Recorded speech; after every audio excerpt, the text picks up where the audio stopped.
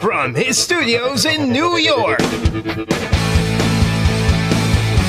it's time for Wake Up Call with Dan Tortora, where sports meets life.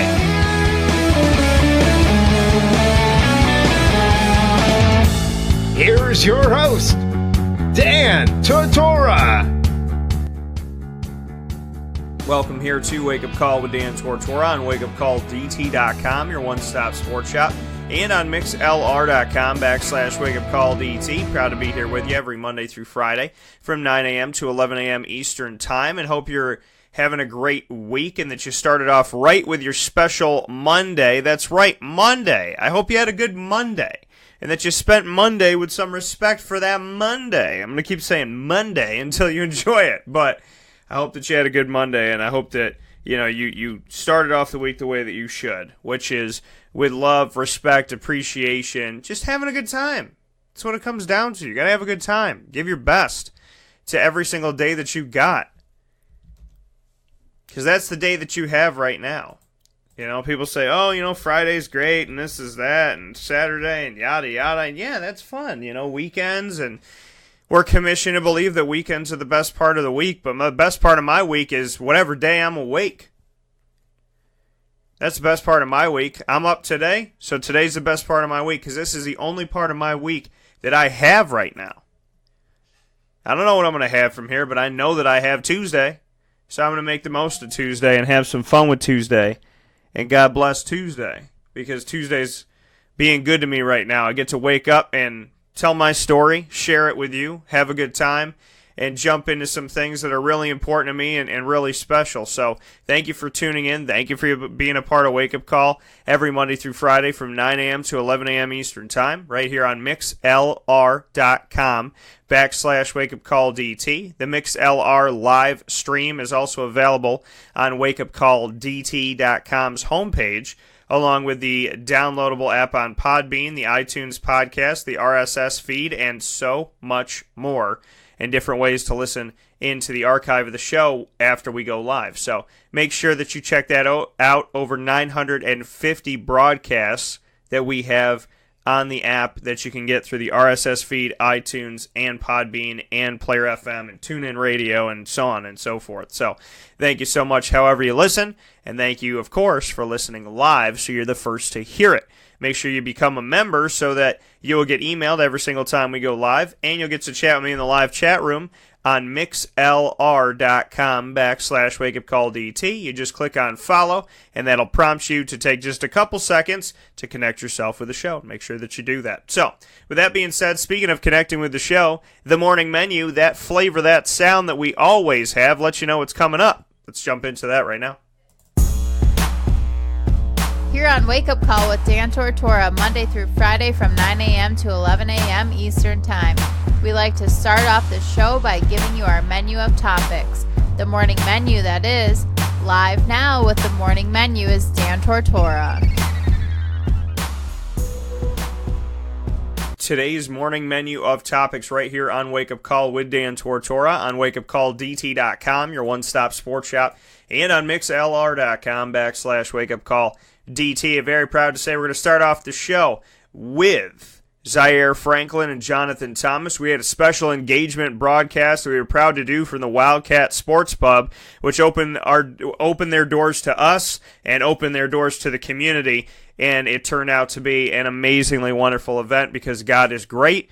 This central and upstate New York community is wonderful. People gave me a chance to tell you a story, and you obliged, and you enjoyed it. And I'm really happy that you did, and I'm so happy that Zaire Franklin and Jonathan Thomas allowed me to tell their stories and get them out there in the public right before the NFL draft, which is less than 2 weeks away. So I want to thank the Central and Upstate New York community. I want to thank the Wildcat Sports Pub, and we will be sharing with you that special engagement broadcast with Syracuse alum and NFL prospects Zaire Franklin and Jonathan Thomas coming up in just a moment. And then we will round out the show with the ingredients to success, proudly presented by Utica Pizza Company, where a topic or a team is chosen every single week, topic, team, player, public figure, whatever it may be, chosen for us to take a deeper look at that and what's going on and the ingredients to success that they need. So could be the ingredients to success for a team, could be for an organization,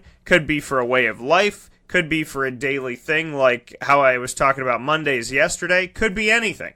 So make sure you stay tuned for the ingredients to success, just like they have the ingredients to build a successful business and ingredients for successful recipes to put on your table at Utica Pizza Company. So too do they have this bonding of the show where we talk about ingredients to be successful elsewhere, to be successful in all different walks of life, on and off the field, on and off the court. So couldn't think of a better place to be the ingredients to success than Utica Pizza Company, because their ingredients have been successful for years.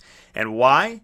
Because it's not about packaging things up, freezing things, doing this, that, and the other. It's about having recipes that your grandmother fed your family with, then your mom took and fed her family with, and now you're taking and feeding your family with, and all the other families in central and upstate New York and the people that come to visit. So Utica Pizza Company goes above and beyond, and we are looking forward to every Tuesday, including today, going above and beyond with the ingredients to success coming up to round out today's show. So we'll take a quick step aside, and we will come back with Jonathan Thomas and Zaire Franklin with that special engagement broadcast from the Wildcat Sports Pub, telling their story and having a lot of laughs. A lot of fun. We had a great time with the guys. I can't wait for you to listen to it in just a moment. This is a wake-up call, fast break. Carvel DeWitt, it's what happy tastes like. Do you know why? Because we make ice cream. Creamy, rich, flavorful ice cream. Not yogurt or ice milk like some of our competitors. Ice cream. Fresh, by hand, daily. For the calorie conscious, we have something new for you. Our new Carvelite. Same great flavor, creaminess, and texture of our regular ice cream with only 35 calories an ounce. So whether you want an ice cream cake, flying saucer, dasher, carvalanche, hard or soft ice cream, we will satisfy your craving with our fresh, handmade regular or new Carvelite ice cream. Carvel DeWitt. It's what happy tastes like. Clothing that will change with you without you having to change. DreisigLady.com, DREISSIG Lady.com. With the Bamboo line Relax Fit clothing as well as the Athletic Fit clothing, DreisigLady.com is fit for any woman, any time of the day, anywhere. Whatever you're doing, whatever your day commands of you, command yourself to feel comfortable in Dreisig Lady Apparel. DREISSIG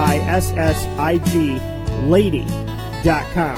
For all the women out there, feel good in what you're wearing. And don't feel like you have to constantly change throughout the day.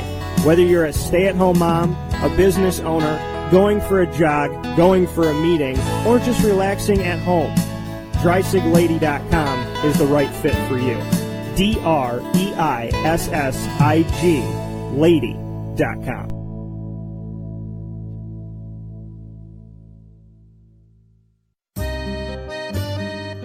This is Lawrence Papaleo, licensed real estate salesperson for Gilbo Realty.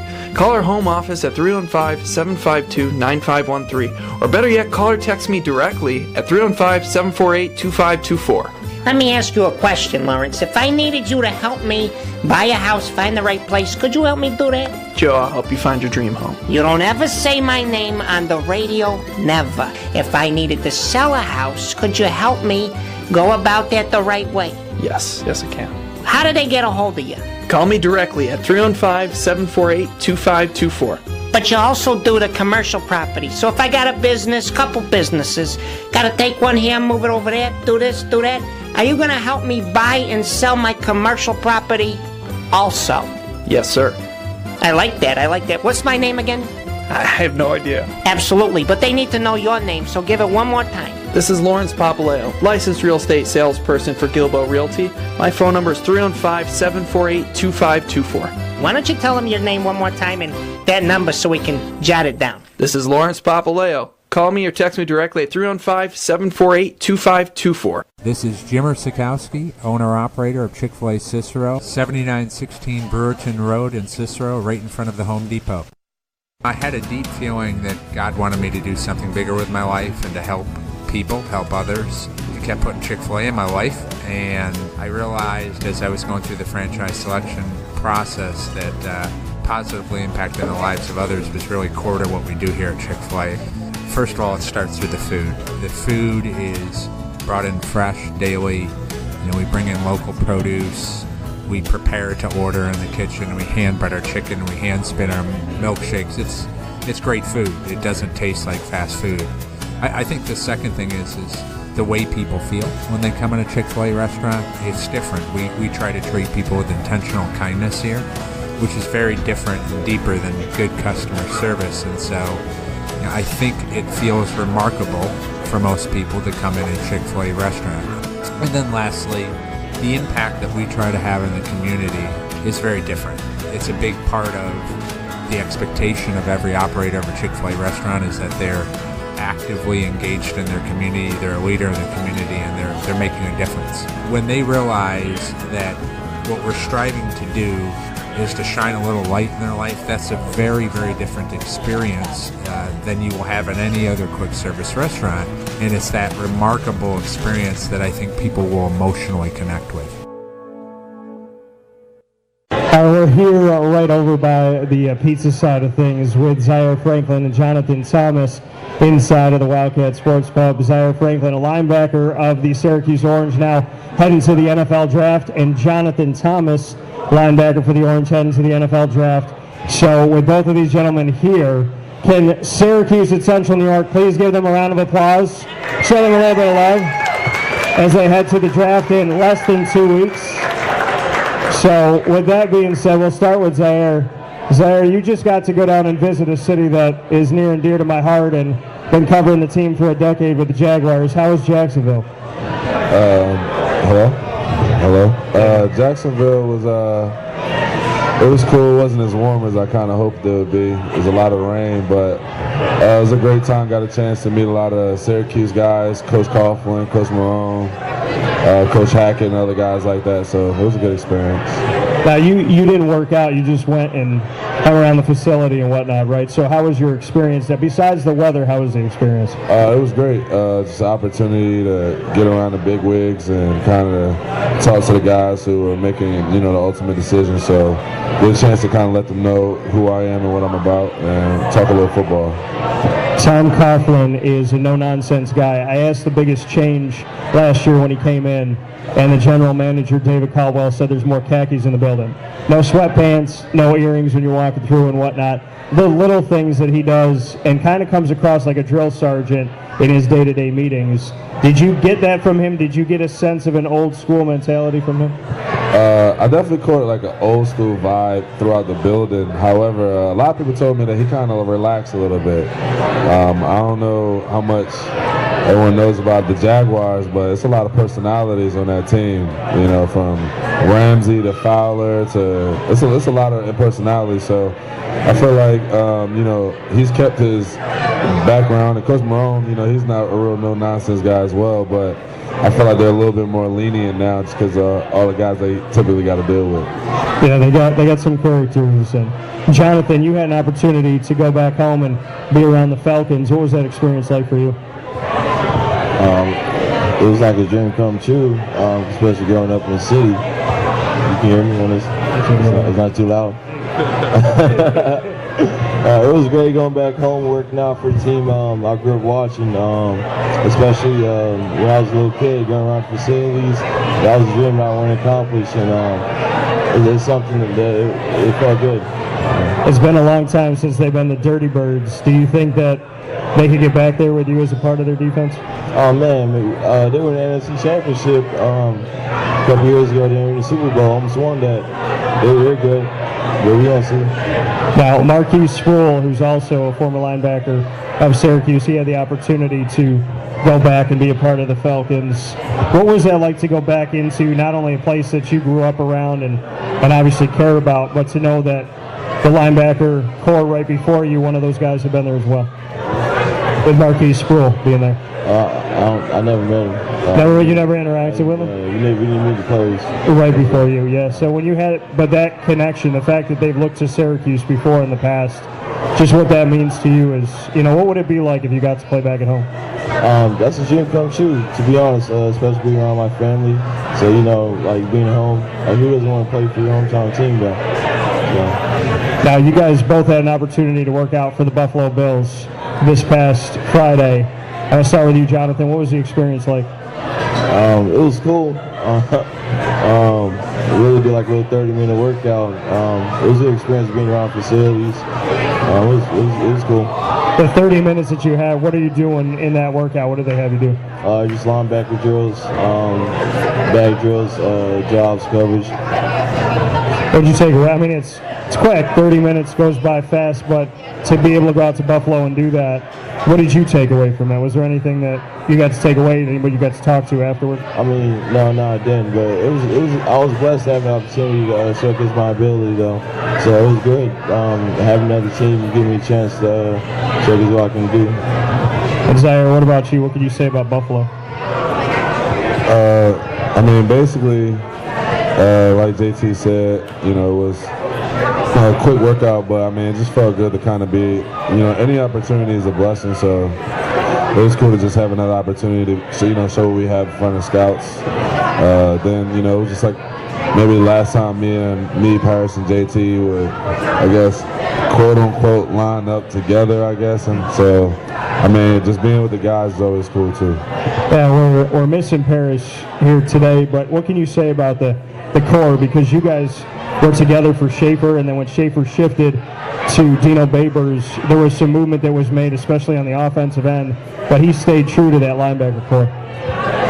I mean, I just think it's a testament to the guys, me, JT, and PJ, just fighting through adversity, sticking together as brothers, as family, and, just staying together. Without Paris being here, I'm going to ask you some questions about Paris. I always know him to be a guy that smiles, very nice guy, easy talking type guy. What would you say about his personality? I've always taken positives away from him and about kind of his nature, and he seems calm off the field, different on the field. Is that accurate, or what would you say? Yeah, I mean, Paris is the type of guy, he's just kind of laid back. He don't really get into too much. He kind of like to let things happen. But, on the field, obviously, his personality changes. And, between the white lines, we all look a little different. Jonathan, what can you say about Paris? What are some words to describe your other linebacker from the core? That's our brother. Real cool guy, smooth, on and off the field. Doesn't really speak much. But when you get to know him, he opens up though. Real cool guy. See, so Paris doesn't say much. Jonathan, I don't know you to say too much. My man to my right has been forced to speak because we talked about how he was representing Syracuse in the ACC Media Days for 3 years in a row, so you had no choice but to speak, Zaire. But what can you say about that? I mean, was this linebacker core kind of speak a little, act a lot? Is that adequate to say, Jonathan, to speak a few words off the field, but on the field to let the action kind of show itself? Yeah, I guess you can say that. That'd be fair to say. And you give me a short answer with that. So, Jonathan, to go back on your time with Dino, you and I spoke about a little bit on the show during the week. What can you say about Dino Babers? What was different? What was similar? What did you take away from him? Coach Babers is all about the family. He's a good coach. He made good condition. He made Syracuse fun to watch, especially in offense. So, yeah, that was a good little transition. What was it like defensively to go up against the offense? Because we always hear speed, quick, run a bunch of plays. I mean, there's all the talk about how fast the team's going to be. But what was it like to line up against him in practice? It was cool, though, especially when we got his condition. It was good conditioning, so that was all right. Good on the conditioning side of it. Mm-hmm. What can you say about Dungy being on the other side of him? With Dungy? Yeah. That's the guy right there. You're going to see me in the NFL draft next year. NFL draft, you think so? Mm-hmm. Now, does he run around as much in practice as he does in the game? Mm-hmm. He does? Mm-hmm. Are you allowed to hit him or no? No, just tag off. Not at all? You can't touch just two-hand touch, that's it? Yeah. Sometimes they let people go live, but they never let them go live? No. Okay, that's fair enough. With him jumping over, catapulting people, that makes sense. Zaire, what's it like to go up against Dungy, in your opinion? Dungy is just an athlete. He's very gifted, and when he's started to get comfortable with the offense, started to learn things. He definitely is a dynamic playmaker, so to be able to compete against him every day was really dope. Seeing him play the way that he plays, you're on the sideline watching, and you're all about being playmakers and letting yourselves be known on the field. When you see him run at somebody standing straight up and tries to jump over them, what's your reaction when you're standing on the sideline? I mean, Dungy's a wild boy. I mean, he's going to do what he want to do. So, I mean, I just hope for the best. That's all I can do. Dino said that when he came in, he said Dungy will not run like he does. We're going to pull him back. We're going to tailor him back a little bit. It's not going to be the same.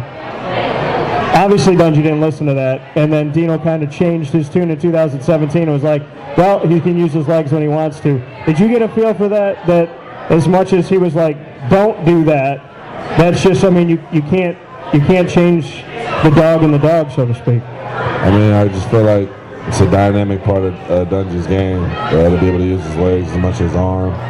And for some players, it's like taking away a tool from their tool belt. And I think Coach Babers understood that, and he was one of those things where he was like, I'd rather accentuate it than take it away. Speaking here with Zaire Franklin and Jonathan Thomas, myself, Dan Tortora with Wake Up Call with Dan Tortora, live on location at the Wildcat Sports Pub. Zaire, quarterback-wise, favorite one you got to hit? I know one of them's got his name floating all over this draft this year, but who's one of those quarterbacks in your time at Syracuse that you loved the opportunity to get after? I'm a ultimate competitor, so I love guys like to compete. A lot of respect for Lamar Jackson and his game, as well as Deshaun Watson. Those are probably two of the best quarterbacks I've faced. Now Lamar Jackson, he's all over first round and early part of the second round and whatnot. From playing against him, what can you say about your respect for his game? I think he might be the most dynamic player I ever played against. I think he's going to have an opportunity to play for a very, very long time in the NFL, God willing, if he stays healthy, and obviously if he's lucky enough to get to the right situation, because 90% of the time it's all about your situation, because a lot of things get taken out of your control. So, I got a lot of love for him. I had a chance to meet with him at Media Day, so he's a good dude. He's a good guy, and I think he's going to do well. When we look at, like you said, Lamar Jackson, respecting his game and what he's capable of doing, I mean, this man was accounting for 300 out of 500 yards of the offense, the things that he was able to do and put together.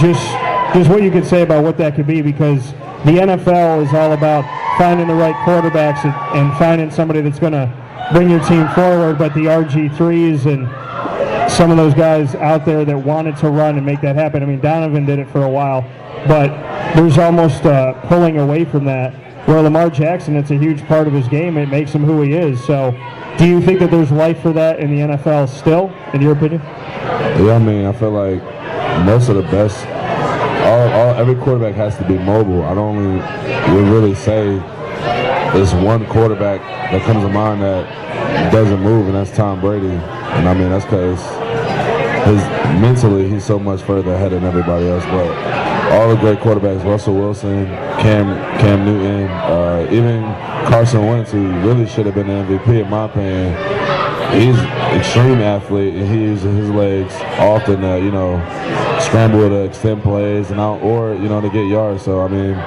there's always a place for it. It's a copycat league. All it takes is for one person to be a dynamic athlete, and everybody's going to be looking for him. Jonathan, same type of feel for this. Favorite guy that you got to go out and hit in your time at Syracuse, who you would say that potentially you respected the most at quarterback? Definitely same as Zaire, Lamar Jackson and Deshaun Watson. Like you said, both of them are ultimate competitors. And as an athlete, you want to play the best of the best. So that was a great opportunity. We spoke about Lamar Jackson. So I'm going to ask you about Deshaun.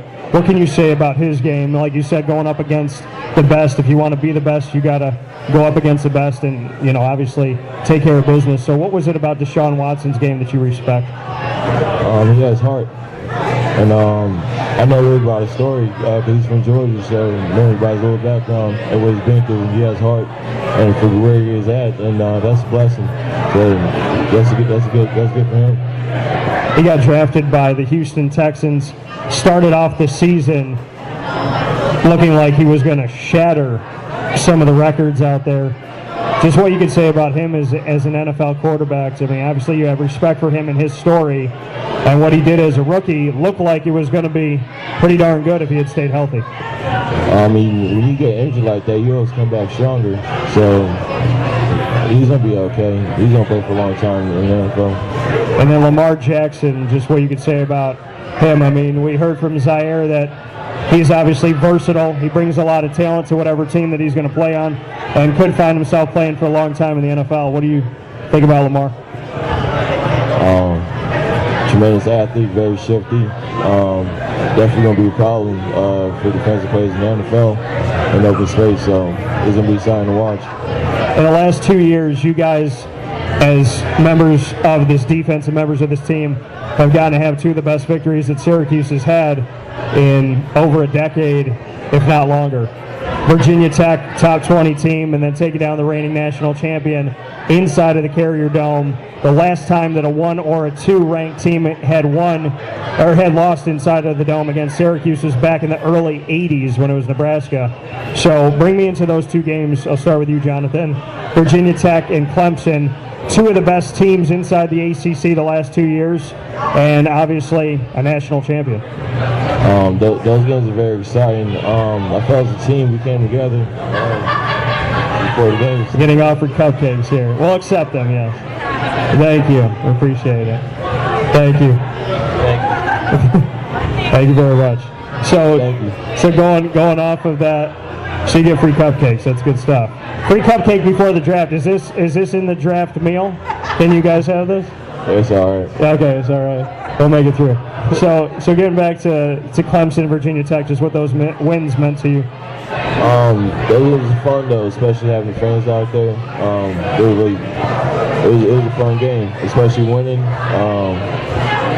As an athlete and a competitor, you want to play in games like that and you want to win. And so it was exciting though. So you and I have spoken about this before. Dino Babers in the locker room, what he is before a game, during a game, after a game. People see a little snippet of it and they say it's inspirational. How inspiring has he been to you over the last couple of years? Before the games, he doesn't really say much. He's very quiet. Let us do what we want. After the games, when we get wins, that's what y'all see. How exciting it is to win as a team, to battle and win.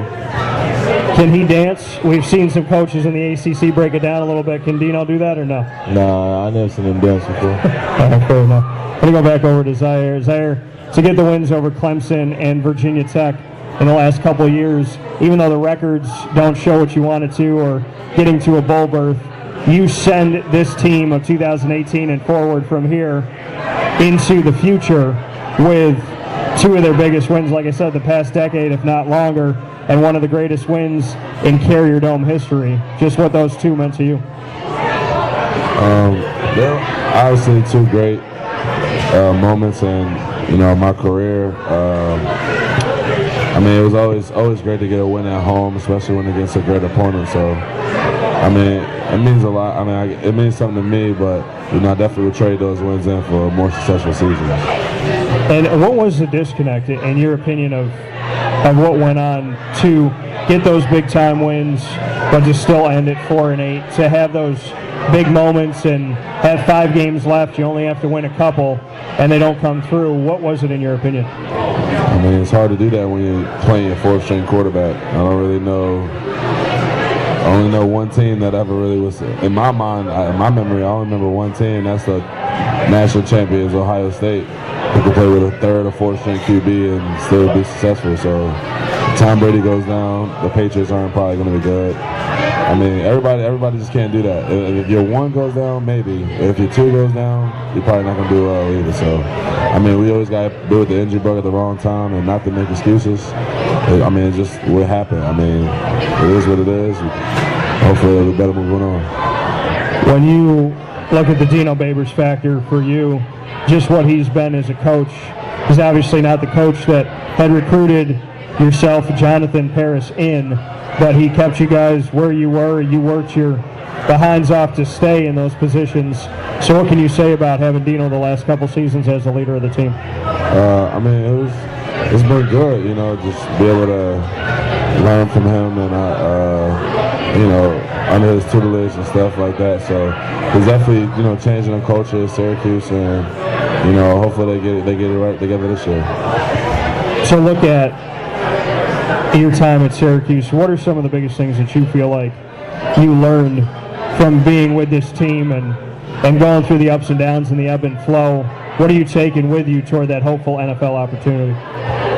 Just staying true to myself and the things that I was raised on, and never really losing sight of what my main focus and my main goals, what my main goals are. And when we look at those main goals, the defense has changed in your time at Syracuse. We spoke about it a little bit on the show going into this.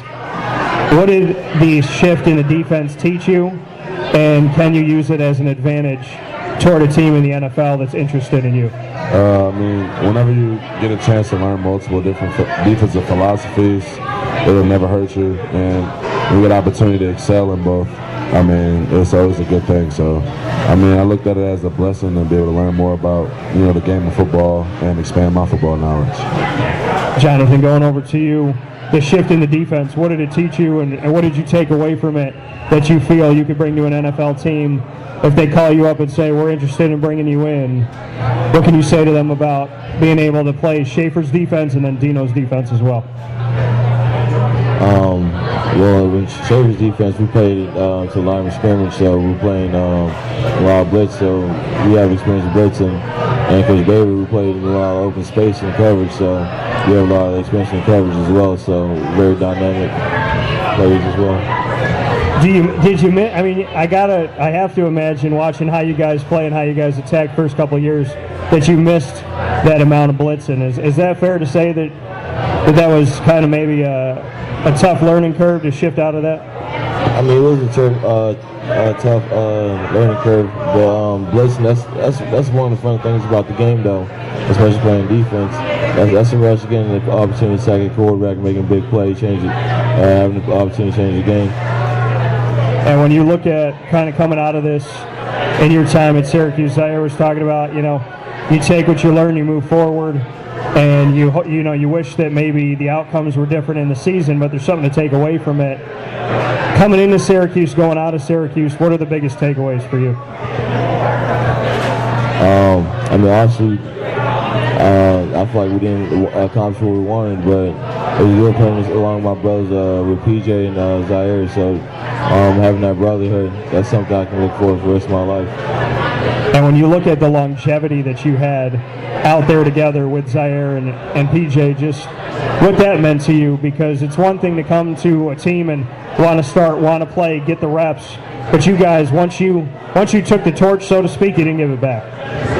Yeah, I mean, we were clear here to play together, and that's what we wanted to do. So we pushed each other to accomplish that goal. So that was a very cool thing. To have that opportunity. Yeah. Such a man of few words. All right, Zaire. What can you say about having Jonathan and PJ on the other side of you, and not just having them for a little bit, but really since you came in, you guys worked your way up, and once you got it, you stayed there. I mean, like I said earlier, you know, it's just a testament to how hard we work and the time we put into things that we love, and I mean, it mean a lot. Like JT said, I mean, we grew up together and we became help. You know what I'm saying, on our journey of becoming a man together, and you know, we learned a lot not only from each other but with each other. So I mean, it meant a lot to go through this experience with my brothers. And before we finish up the first segment here of Wake Up Call with Dan Tortora, live on location at the Wildcat Sports Club with linebackers Jonathan Thomas and Zaire Franklin, a final one for you, Zaire, to look at being a Mike linebacker, being the quarterback of the defense, what you took away from that, because there's so much respect given to the actual quarterback of the team and the offensive side of the ball and what they mean in leadership. But on your side of the ball, you're the guy in the middle of everything. You're making sure that everybody's where they need to be. You're calling things out. You're a leader. What did it mean to be that leader of Syracuse, and what can you say about having that on your shoulders, being the guy that's going to quarterback that defense? It's a position that I love to be in. It's a position I feel like I thrive in, and that I'm comfortable being uncomfortable in that situation where trying to make sure everybody else is right and focusing on myself last. I mean, it's something I've done my whole career, even when I was in high school. So, you know, I was blessed to be able to have an opportunity to do it for 4 years here at Syracuse, and hopefully, God willing, I'll be able to do it for some years to come. Coming from Zaire Franklin, Jonathan, to have Zaire as the leader of the defense and have him right next to you, what can you say about his leadership and how he was as a quarterback of the defense?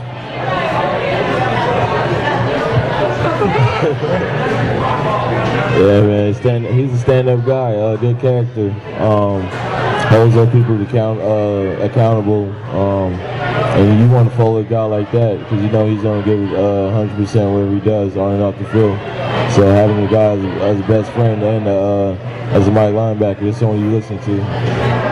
That coming from Jonathan Thomas and Zaire Franklin as well, myself, Dan Tortora. We're going to take a step aside.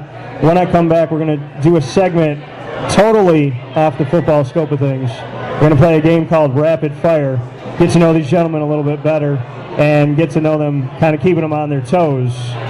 And maybe we'll ask Zaire about the one thing that would make Jonathan Thomas speak for more than 3 minutes. This is a wake-up call, Fast Break.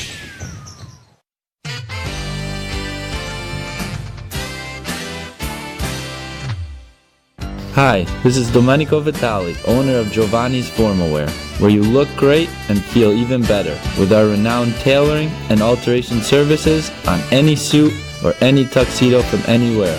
Call 315-455-8729. That's 315-455-8729. Stop in locally on Route 11 in North Syracuse, next to the Ponderosa Plaza, where you can choose your style, get fitted, and tailored, all at Giovanni's Formal Wear.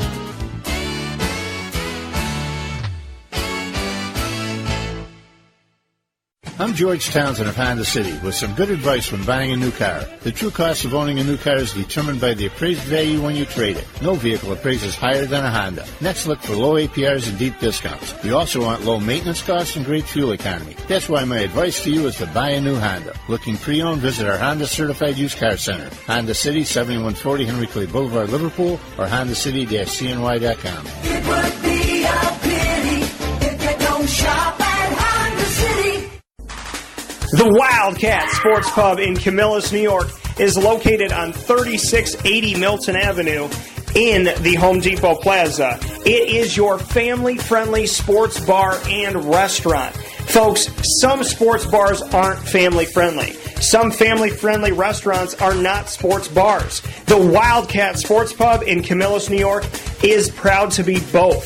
It is that marriage that you've been looking for years. The Wildcat Sports Pub is your home base for your sports bar and restaurant needs, games for the kids, indoor and outdoor activities, and enough things on the menu to come back every single week and get to try something new. They're open Sundays from noon to 8 p.m., Monday through Wednesday, 11 a.m. to 11 p.m., and Thursday through Saturday from 11 a.m. to midnight. For reservations and party information, call 315-487-2222 for the Wildcat family-friendly sports pub and restaurant.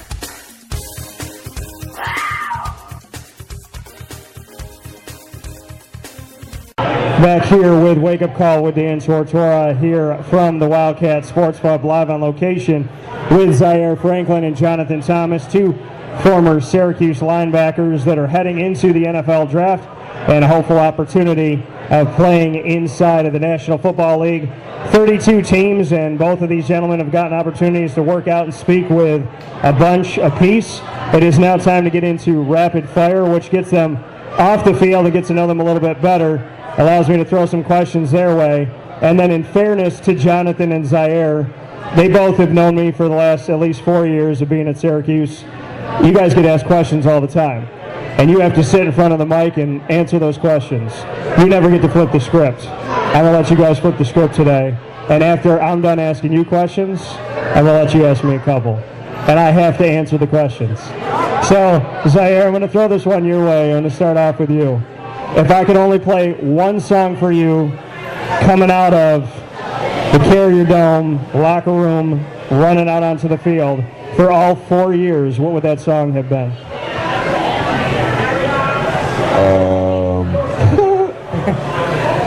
Probably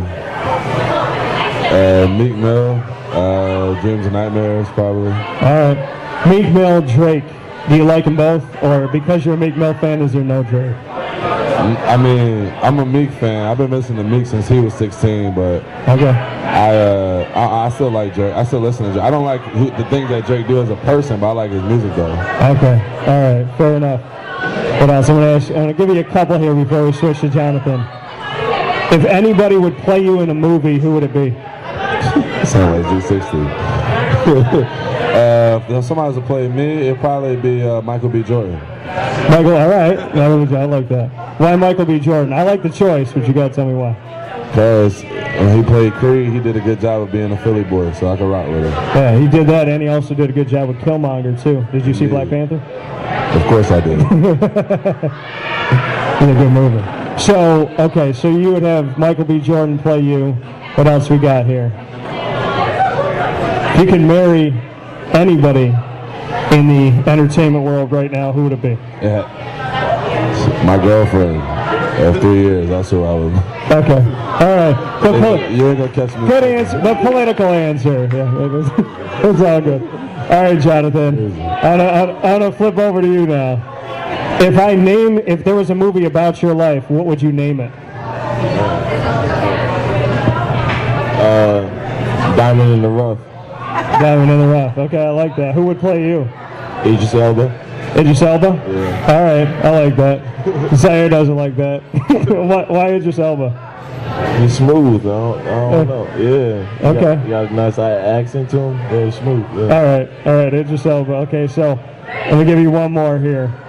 If you weren't playing, well, I think I know this answer from you and I talking, but if you weren't to play professional football, what would you do? I'll try to play soccer. Would it be MLS? Would you go out there? So, yeah, I don't know. I haven't played in a while, but I'll try something like that. All right, fair enough. We're going to stay with Jonathan here for another 3. I want to go to your song. If I could only play one song for you your entire time in Syracuse, what would it be? Kevin Gates, Wish I Had it. All right, fair enough. Tupac and Biggie, are they actually dead in your opinion, or are they alive? Or is one of them alive? I don't know. Because I have my own answer to that. But all right, Zaire, I want to ask you. Tupac and Biggie, is one of them still alive, or both? Biggie is definitely dead. Tupac was killed by the government, so yes, he is also dead as well. All right, fair enough. Okay, well, conspiracy here. Have you watched the stuff, the documentaries? Yeah, and I've also read a lot of books, and I understand that the government has killed prominent leaders in the black community multiple times, so I understand they probably took out Tupac as well. So no Tupac in Mexico. Okay. See, I still hold out hope that he's alive. Biggie's gone. We know Biggie's gone. R.I.P. to Big. Yeah, Big's gone. He's gone. All right. If you became a rapper today, what would your name be? Ziggy Smalls. That was easy. That was way too easy. Is that the favorite rapper of all time for you? Is it B.I.G.? No, it's Jay-Z. Jay-Z. Yeah. Okay. Jay-Z and Meek Mill, who wins? Jay-Z. Okay. Jay-Z's a Is legend. it even close? No, Jay-Z's a legend. It's like comparing, I don't know, Michael Jordan to Jason Tatum. Like, yeah, Jason Tatum nice, but that's Michael Jordan. Can anybody take on Jay-Z in your opinion? Nah, he's the greatest ever. The greatest ever. Greatest of all time. Nobody will touch him. He had 13 number 1 albums in a row. All right. Nobody Fair does enough. that. All right, Jonathan, do you concur or no? No, I like Gucci Man. So Gucci Man would take down Jay-Z in a rap battle? No, I mean, I'm from Georgia, so I like that down south music, so that's what I grew up listening to. So I can respect his answer, though. All right, fair enough. So, we go down to Georgia. Give me the top 3 things you like to do in Georgia. Hang out with family. I like swimming. Going to the lake, I guess. Playing basketball outside and soccer. Best place to eat down in Georgia? Zaxby's. All right, so then I've been to Zaxby's. There's plenty of them up and down Florida. So that's your favorite? And I like Waffle House too. I like Waffle House too. All right, fair enough. All right, we go to Philly. We know that there's those 2 cheesesteak places across the street from one another. Zaire, you need to pick one. I would, if you were to go to those 2, I would say go to Pat's, but to be honest with you, neither of those 2 are probably top 10 in the city. Well, Pat's in my opinion is, but you should go to Del Sandro's or Max's. But most everybody should go to Del Sandro's. Yeah. Del Sandro's? All right, fair enough.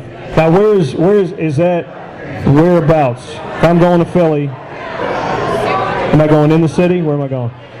I don't remember exactly where Del Sandro's is. I haven't been there in a while. But I know Pat's and Gino's right across the street from each other. Yeah. It's in South Philly.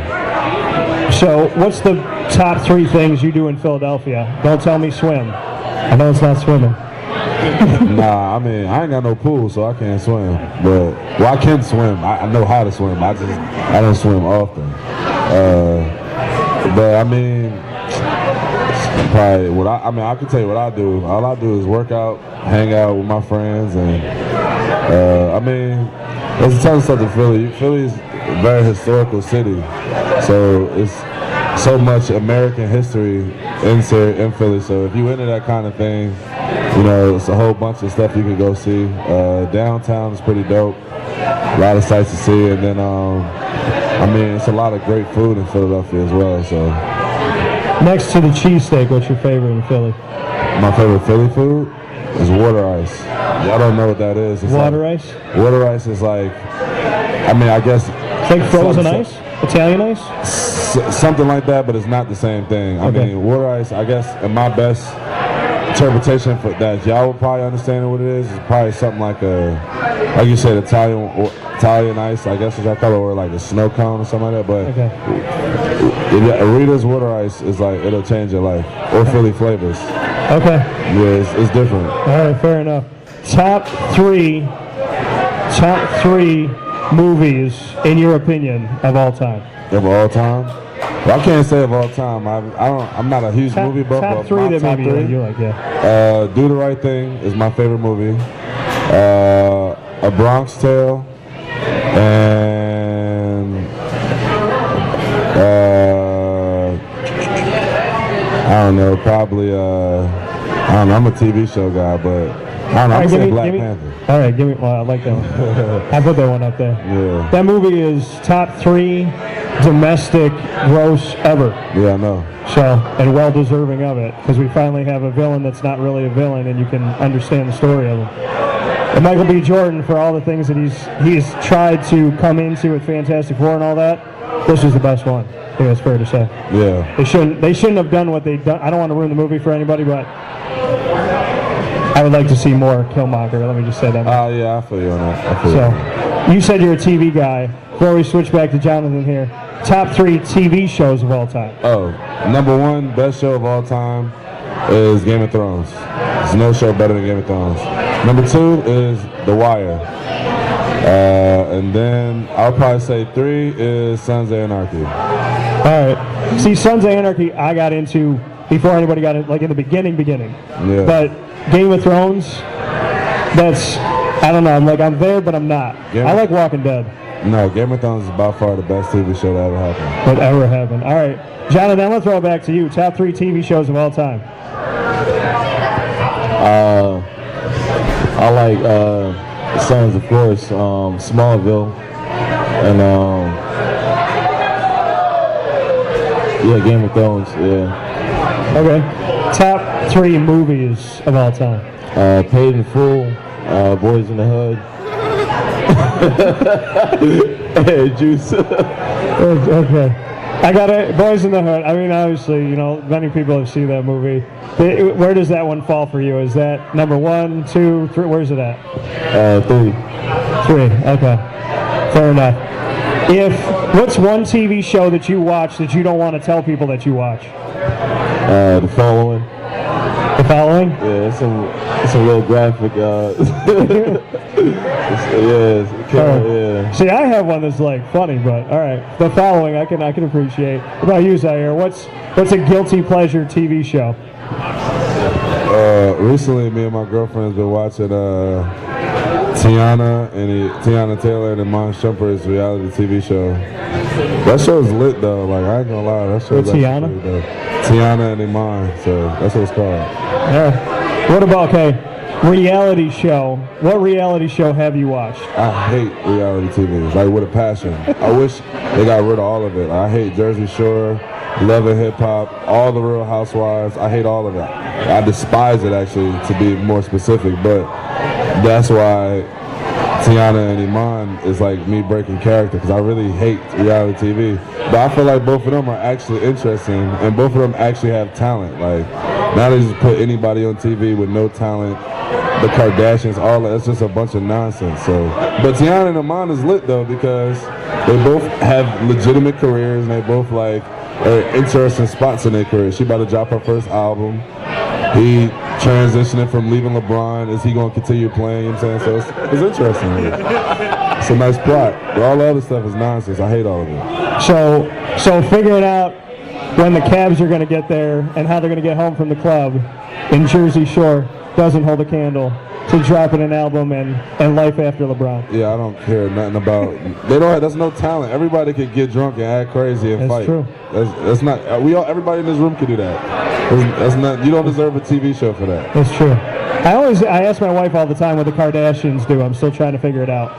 I could say something, but I'm not gonna. No, Kris Jenner is like that though. She got it up here. She a mastermind. I got a lot of respect for her, but the rest of them bother me. But she gangster though. She figured it out. Yeah, she's smart. She getting that money. All right, Jonathan. We know that Zaire will never date a Kardashian. Will you? Nah, I have a girlfriend as well, so no. well, we know that athletes' careers die when they date Kardashians, so I think that should be enough for you. Yeah, it's over with. We saw what happened with Lamar Odom. What is it? Lamar Odom, Reggie Bush, Tristan Thompson isn't even playing for the Cavs right now. So I think it's fair to say that they kill careers. Yeah, it's a dead end. What's your... We heard what Zaire had to say about every reality show outside of one of them. Is there ever one that you watched? Can you admit to watching The Jersey Shore, Real Housewives of Atlanta, any of these? Yeah. What do you think about them having that show with Atlanta? Because it's not reality show, like reality TV is not real. So when you see Real Housewives of Atlanta, does that bother you? I mean, I don't watch that show. I watch Love and Hip Hop. Okay. So no Love and Hip Hop over here. So what do you like about Love and Hip? Can you get Zaire to watch it? Maybe once? No, he has a strong mind. He's a grown man. He can do what he wants. He's not going to do it. All right. So Love and Hip Hop. Any other ones that you've seen? Survivor, Big Brother, anything? Nah, The Challenge. The Challenge. Okay. Yeah. All right, fair enough. I'm going to ask you two final questions, and then I turn the mic on myself. This will be interesting. So, Jonathan, if there was a mission statement for your life, what would it say? I'll put you on the spot. You get to put me on the spot in a minute. I'll throw you out there. You accomplish what you want. You just got to put your mind to it. Accomplish what you want, put your mind to it. All right, Zaire, what's your mission statement? Never too high, never too low. That's kind of how I live my life. All right, never too high, never too low. Final one, Zaire, if you could change one thing about this world in this moment with no restrictions, what would you change? I mean, I guess I would end world hunger, I guess, or something. I don't know. That's a heavy question. I mean, yeah, I guess hunger and technology and stuff for everybody, and not just like the 1%ers. All right, that's fair enough.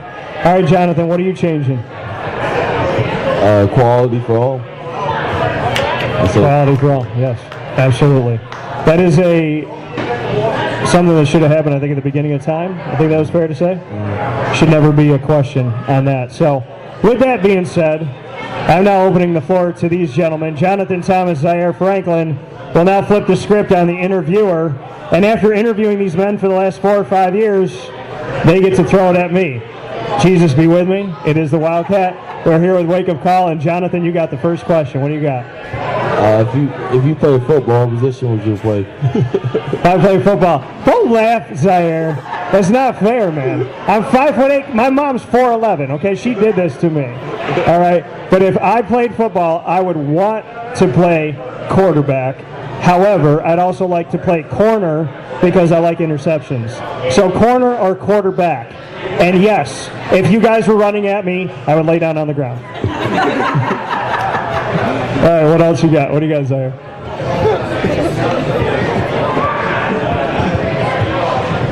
Yeah, that's funny.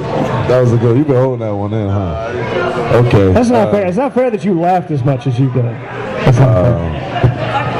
Let me think. I play basketball. We all know I can play basketball, but football, whatever. I can play basketball. All right, that's fair. I can. True colors coming out today, Zaire. I don't know about you. If you could visit anywhere in the world, no restrictions on money or time or commitments, where would you go? Italy and Spain to go see my family. What part of Italy and Spain? Italy, I would go back to Calabria. That's where my mom's family's from. My dad's family is from Naples. We also have family in Rome now that allegedly has like a tour bus company. So our name is out there, and there's a bunch of restaurants with the Tortora name. So I do that. And then in Spain, we have family. I had a cousin that was a mayor of 2 cities near Madrid. So I go visit him there, and I think it's Catalonia, or I want to say that. There's a part of Spain that was trying to like separate itself from the country, and we have some family there too. So I go there. You couldn't say the Bahamas or something? Yeah, I'm not going to say Bahamas. I'm going back to see my family. I feel I'm going to swim with Jonathan Thomas in whatever the Mediterranean Sea. All right, Zaire, we'll stay with you. What else you got for me? Okay, I'm trying to think of some Z60 questions. Let me think. I guess, what's your favorite cartoon of all time? Favorite cartoon? Teenage Mutant Ninja Turtles. By far. Michelangelo's my favorite. I also like Mighty Mouse, though. Are you a Pokemon or Yu-Gi-Oh type of guy? Oh, man, I never played either, so I guess I would be Pokemon. So you didn't really have any friends as a kid, huh? You played Pokemon? Nah, I play Yu-Gi-Oh though. Yu-Gi-Oh is dope. I'm a Yu-Gi-Oh guy. I have Pokemon cards as well, though. You know what? We probably in 2 different generations, though. Not really. Like a little bit, but not really. Yeah. Somewhat, but not. Yeah. It's all good. So I was making friends on the court. You were making friends on Yu-Gi-Oh, so there you go. All right, Jonathan, go ahead. All right. Would you rather have free gas for the whole year or free utilities? Free utilities or free gas? I guess free utilities. I can always ride my bike. What else you got for me? I interview people. I'm supposed to have quick answers, Jonathan. That's my life. What else you got? What's your favorite song of all time? Oh, God. Favorite song of all time. There's one that I listened to when they used to make singles on tape, and it was Diddy, Notorious, and Mace with More Money, More Problems. So I like that one. That's a good one. I give it to that one. All right, give me one more before we go back to Zaire. What else you got? Anything in the world. And I have to answer it. If you had to pick one thing in the world to get, if you had a genie and you want to grant one thing in the world, what would you pick? If I had a what? A genie. If I had a genie? Yeah. And I could get anything in the world, and it's in the world already. Right. I would take all the money from the 1%ers, give them a little bit of that back, and I'd redistribute to some people that actually need it. I would, you know what I would do? I would take money and I'd find a way to give to cancer and do what we need to do to get rid of cancer, because I'm very tired of hearing people have to fight cancer You know, my wife's godmother, my aunts. I had a lot of people in my dad's family to battle with it. So we got to do something with cancer. We got to get rid of cancer. I respect that. Yeah, we got to do that. So I'm going to let you, Zaire's going to get a little talking to right now. I'm going to give you one more. What else you got? Good luck. I'll give you one more. One more. Yeah, I'll give you one more over here. And then we'll go to Zaire for the trifecta. What's your favorite soda to drink? Favorite soda? Coke Zero Cherry. It's the only one that I drink. So, all right, Zaire, you got a trifecta. I gave you a timeout to let you think about your past sins. Now you can throw another question at me. All right, this is not a question, but you ever watch Z60? Never watched what? You ever watch any of the Z60s? Z60? Do you not know what Z60 is? Z60? That hurts. Z60? Your stuff? Z60, yeah. Your stuff? Like Cam's Cam and your stuff? Yeah. Okay, all right. Did you ever watch them? I don't think I've watched a full one. No, that's fair. All right, so if you had to describe yourself using a movie title, what would you say it'd be? Wait, a movie title.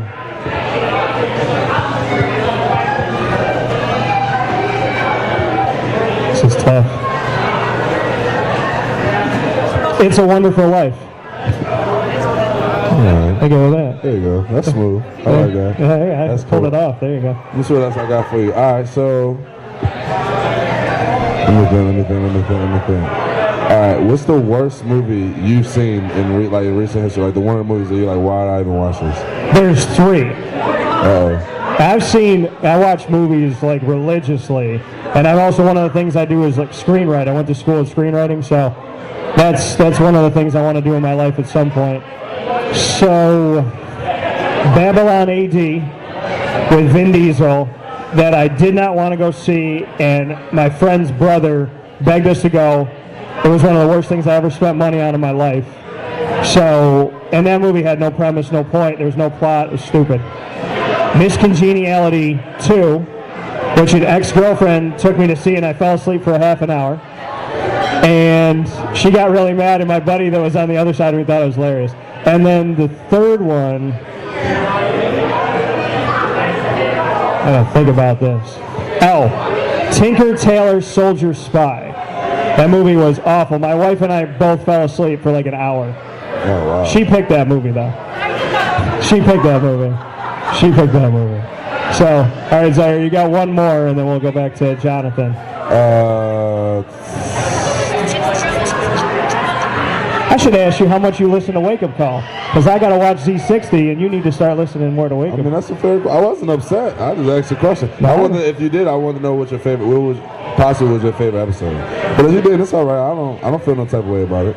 We need to do more of that now. I think you need to have me on Z60 because you've been on Wake Up Call. Yeah, that's true. Well, Z60's is retired time for the time. You need to unretire it for me. I'll wear number 45. We'll make this thing happen. I was about to say. All right, so if you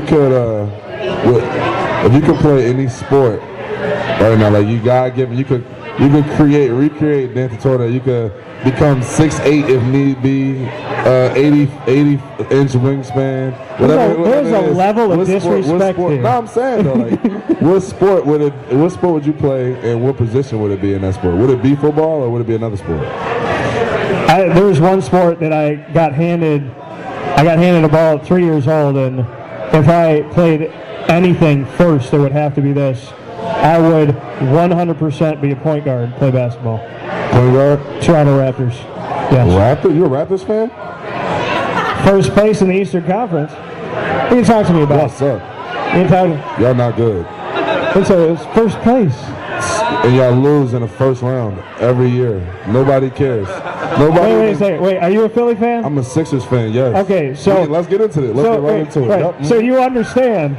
Let's get right into it. You understand... That's cool. So we're turning bodies now. Yeah, let's get right into it. You understand that your team tanked to get the number 1 draft pick, or close to the number 1 draft pick, 4 years in a row, then traded away almost every single one of those players. None of them end up being good. It wasn't. You would say from the outside perspective, you would look. Oh, Michael Carter Williams, not no shade. Right. I actually know. I met Mike before. He's a good guy. Right. But from their perspective, they would say, "Oh, he won a Rookie of the Year. Right. We should build around him." But that wasn't the point guard that they wanted to build through. Therefore, they got rid of him. Right. Same thing with Nerlens Noel. He was a good player. I didn't even want Nerlens to leave. However, he wasn't the type of player that they wanted to build through. So they decided to continue to move on instead of just continually be average and, constantly lose to the same teams every year. They were just like, look, we'd rather be great or we'd rather be terrible. Well, why lose to a team in the first round of the playoffs when you cannot make the playoffs every year? Yeah, I would rather not make the playoffs than lose in the first round every year. That's what you want? That between Allen Iverson and Ben Simmons, there's been almost nothing. Well, that's not true because when Iguodala was on the team, we were a perennial 4 or 5 seed every year. A little bit, yeah. But Toronto has worked their way up to a number 1 seed without a superstar. And then y'all completely acknowledge that you're going to lose to LeBron every year. That's what Dwayne Casey said. He's like, we're playing the best player of all time. What do you expect? So you're something like the Sixers are. I got the Sixers beating the Cavs. I mean, personally. I want the Cavs to lose, but of course, because y'all don't want to play them. It's very. You don't want to play. I mean, nobody wants to play the Cavs. I want the Sixers to play the Cavs. I think they'll win. With Joel Embiid, Ben Simmons. I came in today wanting Philly to play well, but then there was like some kind of way coming from you. So, listen, Toronto worked out of the basement to become relevant again, and they are consistently in the playoffs. They are the number 1 seed for the first time ever. More home wins than they've ever had before. Yep. More overall wins than they've ever had before. Yep. And at the same time, do I want to play Cleveland? No. Yep. Because but the thing is, how many teams can stop LeBron James besides Golden State? Well, and Toronto stops him in the regular season. I would argue that no one stops LeBron James, but you got to beat the Cavs. Right. I mean, the Warriors didn't stop LeBron James. He averaged 40 points in a triple-double. But they beat him. Are you for Philadelphia and Toronto starting a mega team and playing the Cavs simultaneously? Well, I believe LeBron's coming to Philly this summer. So, I mean, that's a bold prediction, but I don't think he's going to stay. If you're going to choose between LA and Philly, the team is better in Philly than it is in LA. LA has all kinds of problems. Yeah, you don't want to even go deal with that. And Magic is never going to give up the control. Well, I don't think the Sixers are going to give up control, but he won't have to do all that stuff in Philly. We might have to place a bet to see if Philly gets farther than Toronto or vice versa. We might have to play something on that. We could do that. We're going to put something on that. We could. Okay. Off the air. We could. All right, off the air. I'm not in the NCAA no more, so it don't matter. Yeah. So we can do whatever we want. Okay. There's 3 final questions that you guys can ask. Jonathan, what is your third to last? Who's your favorite athlete of all time? Oh, wow. Favorite athlete of all time. This is so hard with all different sports. I don't know. I mean, I guess Michael Jordan's the guy that, like, if I watch the game 100 times, I'll watch it again. So, I mean, Michael Jordan for basketball, Magic Johnson for basketball. I would say football-wise, I loved watching Steve Young, Dan Marino. Baseball, Hank Aaron, Babe Ruth. I really liked watching Sammy Sosa when he was playing, though. So I would say that. All right, so we'll go back and forth here. So that was your third to last. Zaire, what's your third to last one? Jeez. The Celtics just gained the Bucks, like, real bad. Like, that's for the game. That was crazy. All right. I'm trying to think. I guess, so say you get out of the media business, right? So you get into the athletic training business. Okay. You know, it's your job to train athletes, professional, college, high school, whatever you want to do, right? Yeah. What's the first motivational quote that you're going to put on the wall? Be better than yourself. What does that mean? It means that the only person you should ever compete with is yourself. So be better than who you were yesterday. And don't compare yourself to anybody else but yourself. That's quality. That's what I would say. That's quality. All right, Jonathan, second to last, what is it? I like the answer. If you had to rank the top 3 basketball players of all time, who would it be? What am I doing? Top 3? Oh, God. Man. Larry Bird. I'm just going to say him. I'm not going to say him. It has to be 1 to 3. 1 through 3. Michael Jordan, number 1. Magic Johnson, number 2. Larry Bird, number 3. Rapping LeBron. Rapping LeBron and Kobe. I'm looking at historical, man. See, that LeBron. No, what you mean? Historical. Listen, if I have Jordan, Bird, Johnson, or something of that, I'm not saying LeBron's not top 5. Kobe top 5, but I don't know if I put Kobe. I don't know if I would put Kobe over Magic, and I don't know if I would put. I don't know. LeBron's tough because LeBron I always fight with putting him in the top 3 or not putting him in the top 3. It's tough. Where would you put him? I know. Number 1? Yeah. Over Michael Jordan. Yeah. Oh my God. See, that's a generational gap. Nah, that's a generational. He's had a spotlight on him since he was 18. Man.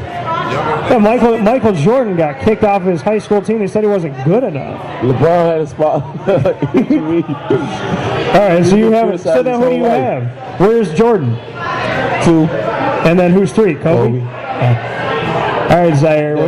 What's your second? What did you say? Then it's gonna be Magic. And then Magic. I like Magic, okay. Especially on 2K. All right, so like top 4, we got them Shaq ordered differently. Shaq's game was one-dimensional. There's never been a big like Shaq. I mean, nobody that Shaq is in it. He's a true center, but I'm looking at like all around, like guys that could do all types of stuff. If you go all around, how could you not say LeBron's the best player of all time? Because Michael Jordan to me has got to be the best. Michael Jordan was insane. All right. So let's fade back here. End of regular. Yeah. So while we're doing this live show, they just called a shot off. So they said it was no good or something. All right, Zaire. What's your second to last here?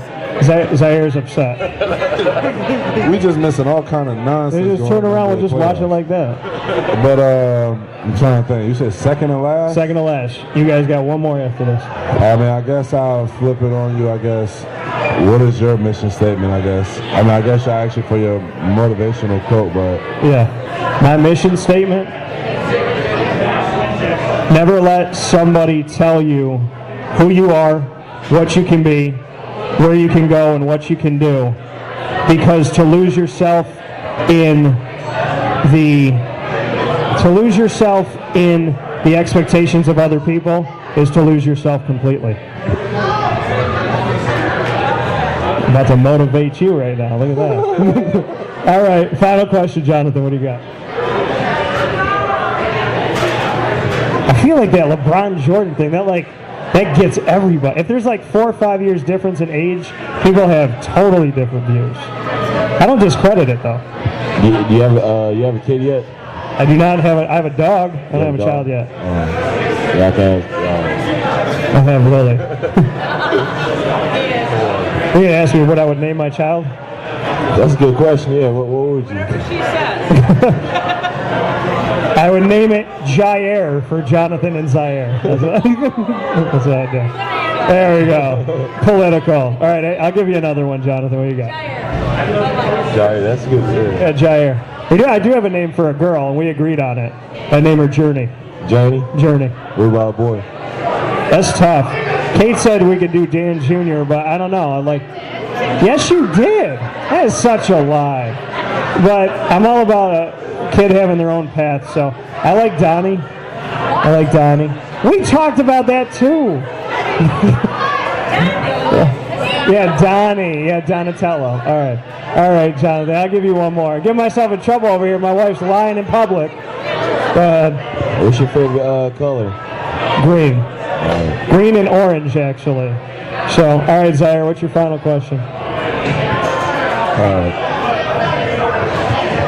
You mind me put you on the spot real quick? Go ahead. Put you on the spot.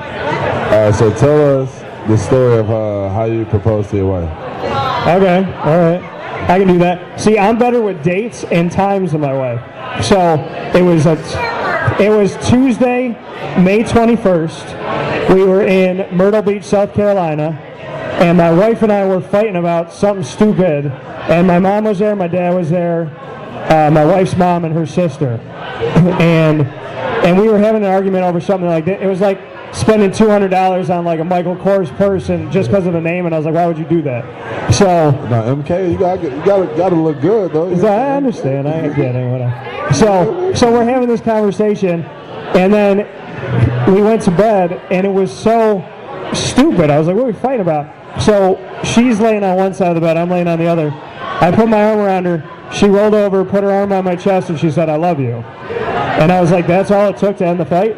Was for me to just put my arm around you and just be here? And I looked, and I had the ring. I had gotten the ring and stashed it, hidden it from everybody, brought it on the trip. So nobody knew it was there. So I got up and I told her that I was cold because it was in my sweatshirt. And I never am cold, ever. And so, even in Syracuse. So I went and I got it, and I got on the ground, and I said, moments like this remind me why you're the right person. Because she never wants to fight, and she always wants to be good to each other. And still, I mean, 6 years later. So I took out the ring, and she gave me the 3 what is that's.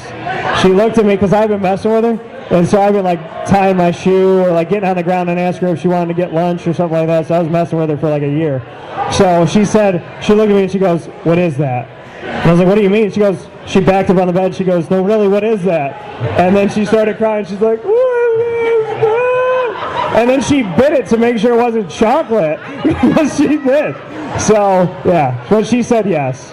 And so that's where we are. I asked her to marry me in Myrtle Beach. And it was, I didn't want like any Jumbotron or anybody around. I didn't want her to feel like she had to say yes to me. I wanted her to choose to say yes.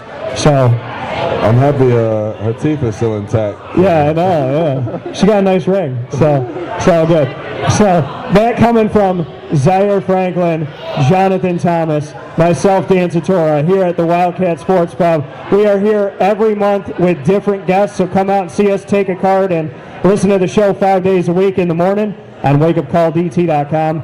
Please give a round of applause to Zaire, to Jonathan, and I'm very happy to be here as well. Thank you to Danny and to Heather Tome. We appreciate you being here. And gentlemen, please, whatever you're doing, do it well as you always have. Don't forget about me. Appreciate having you. Bye-bye. Thank you, Zaire. Thank you, Jonathan. Thank you for having us. This is a wake-up call, Fast Break. Gear up with the real deal at Dry Sig Apparel, creating what people are going to see and learn about you before they even meet you. Gear up for what you need for your team, business, or event. To look professional, look good, and feel good, outfit yourself at DrySigApparel.com. That's DREISSIG Apparel.com. The only place to gear up with the real deal. What's the universal language of a fan? Clapping your hands. With Fan Hands, the ultimate sports fan accessory, find your team color, slip them on, and start cheering on your favorite team with 11 different colors, always in stock on fanhands.com, where you'll find the ultimate sports fan accessory. Real fans wear Fan Hands. Utica Pizza Company spells family. Your family, my family, their family. The recipes that they have shared with each other throughout the years and have now been so gracious to share them with us. I can sit here and talk with you about all the great things that are on the menu. We'd be here forever. So let me say this. Utica Pizza Company is second to none. And now you can bring it home with you and you can dine in the restaurant. UticaPizzaCompany.com will give you all the information that you need. And let me say, these Utica greens, they're the best. Utica Pizza Company. Call them and place your order at 315-214-3060. That's 315-214-3060. Families break bread at Utica Pizza Company.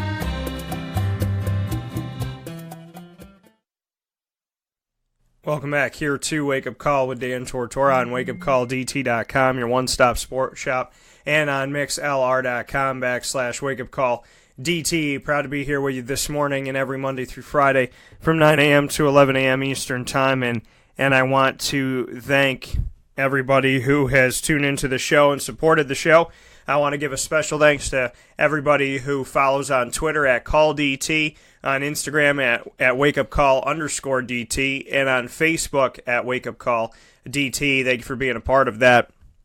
And to all the members on mixlr.com/wakeupcalldt for free, and wakeupcalldt.com, also free to become a member and subscribe there. So thank you to everybody that's done that, and to everybody that has come out to our live events in the community of Central and Upstate New York. You've been amazing, at the Wildcat, at Chick-fil-A, Cicero, wherever we do events. Thank you so much for being a part of it. That event was awesome, and you could hear those people, and just, it was great. It was definitely a blessing. So thank you so much for being a part of the show and for coming out as a community and supporting. I really, really can't thank you enough for that, and I appreciate that to the nth degree. So much thanks to the people of Central and Upstate New York for the love and the support and the positivity. So I appreciate it, and thank you for being a part of Wake Up Call and being a part of what we do. With that being said, moving on here in the morning menu inside of Wake Up Call with Dan Tortora, I watched something last night, and it's been sticking on my mind, and that is Paterno, which was played by Al Pacino. He played the late coach, Joe Paterno, and, watching the movie and kind of seeing the background of it all, people say, what's real, what's fabricated, what's something that we can actually hang our hat on and know happened, and what's something that wasn't. So, that's the thing about, movie magic, is people want to know what actually happened, what didn't happen. Did these instances go down like this? Did he really say that? Did he really do that? Because these are behind the scenes, and it doesn't paint Joe Paterno in a wonderful picture by any stretch of the imagination. It doesn't make him look good by any stretch of the imagination at all. And, that's the tough part of this whole situation is, it happened, it affected the kids, and when you go through it, it was all about Joe Paterno. It wasn't about the kids. It was about, does he get to keep his job, everything he did for the university, yada, yada, yada, yada, yada, and nothing about the kids. Not a lot about the kids by any stretch of the imagination, just nothing, and that is something that is very, very sad and very disgusting and horrible. And watching the movie, and people are going to critique the movie and whatever about the movie. I thought the movie was a really good movie. It was compelling. It made me think. It made me go back and look things up and see what actually happened. It put me in a place where I wanted to know more, and where, it just, and it did. At the same time, it sickened me. We look at the story of Jerry Sandusky. He was born in Washington, Pennsylvania. He has he has many adopted children, He has EJ, Kara, John, Jeff, Ray, Matt. They fostered a bunch of children as well. His occupation was the assistant football coach at Penn State for 32 years before his retirement, including 23 years as defensive coordinator. The Second Mile was founded by Sandusky in 1977 as a group foster home for troubled boys, but grew into a nonprofit organization that, quote, helps young people to achieve their potential as individuals and community members, end quote. Made a ton of money off of this, allegedly. And in May 25, 2012, the Second Mile requests court approval in Center County, Pennsylvania, to transfer its programs to Arrow Child and Family Ministries and shut down. The Second Mile requests a stay in their petition to transfer its programs, saying this action will allow any pending or future claims filed by Jerry Sandusky's victims to be resolved before key programs or assets are considered for transfer. They did that in August of 2012. And then we look at the timeline of accusations. 1994 to 97, Sandusky engages in inappropriate conduct with different boys he met separately through the Second Mile program. 1998, Penn State Police and the PA Department of Public Welfare investigate an incident in which the mother of an 11-year-old boy reports that Sandusky showered with her son. Also in 1998, a psychologist, Alicia Chambers, tells Penn State Police that Sandusky acted the way a pedophile might in her assessment of a case in which the mother of a young boy reported that Sandusky showered with her son and may have had inappropriate contact with him. A second psychologist, John Seasock, reported he found no indication of child abuse. June 1st of 1998, in an interview, Sandusky admitted showering naked with the boy, saying it was wrong and promised not to do it again. The district attorney advises investigators that no charges will be filed, and the university police chief instructs that the case will be closed. In June, so all you had to say was, I won't do it again. That's nice. Beautiful. June 1999, a year later, Sandusky retires from Penn State after coaching for 32 years, but receives emeritus status with full access to the campus and football facilities. So he's got keys to everything, even though he's retired. 2000, James Calhoun, a janitor at Penn State, tells his supervisor and another janitor he saw Sandusky sexually abusing a young boy by the Lash Building showers. No one reports the incident to university officials or to law enforcement. March 2nd, 2002, graduate assistant Mike McQuarrie tells coach Joe Paterno that on March 1st, 2002, he witnessed Sandusky sexually abusing a 10-year-old boy in the Lash Building showers. On May 7th of 2012, prosecutors filed court documents to change the date of the assault to on or about or around February 9th, 2011. Or 2001, pardon me, February 9th, 2001.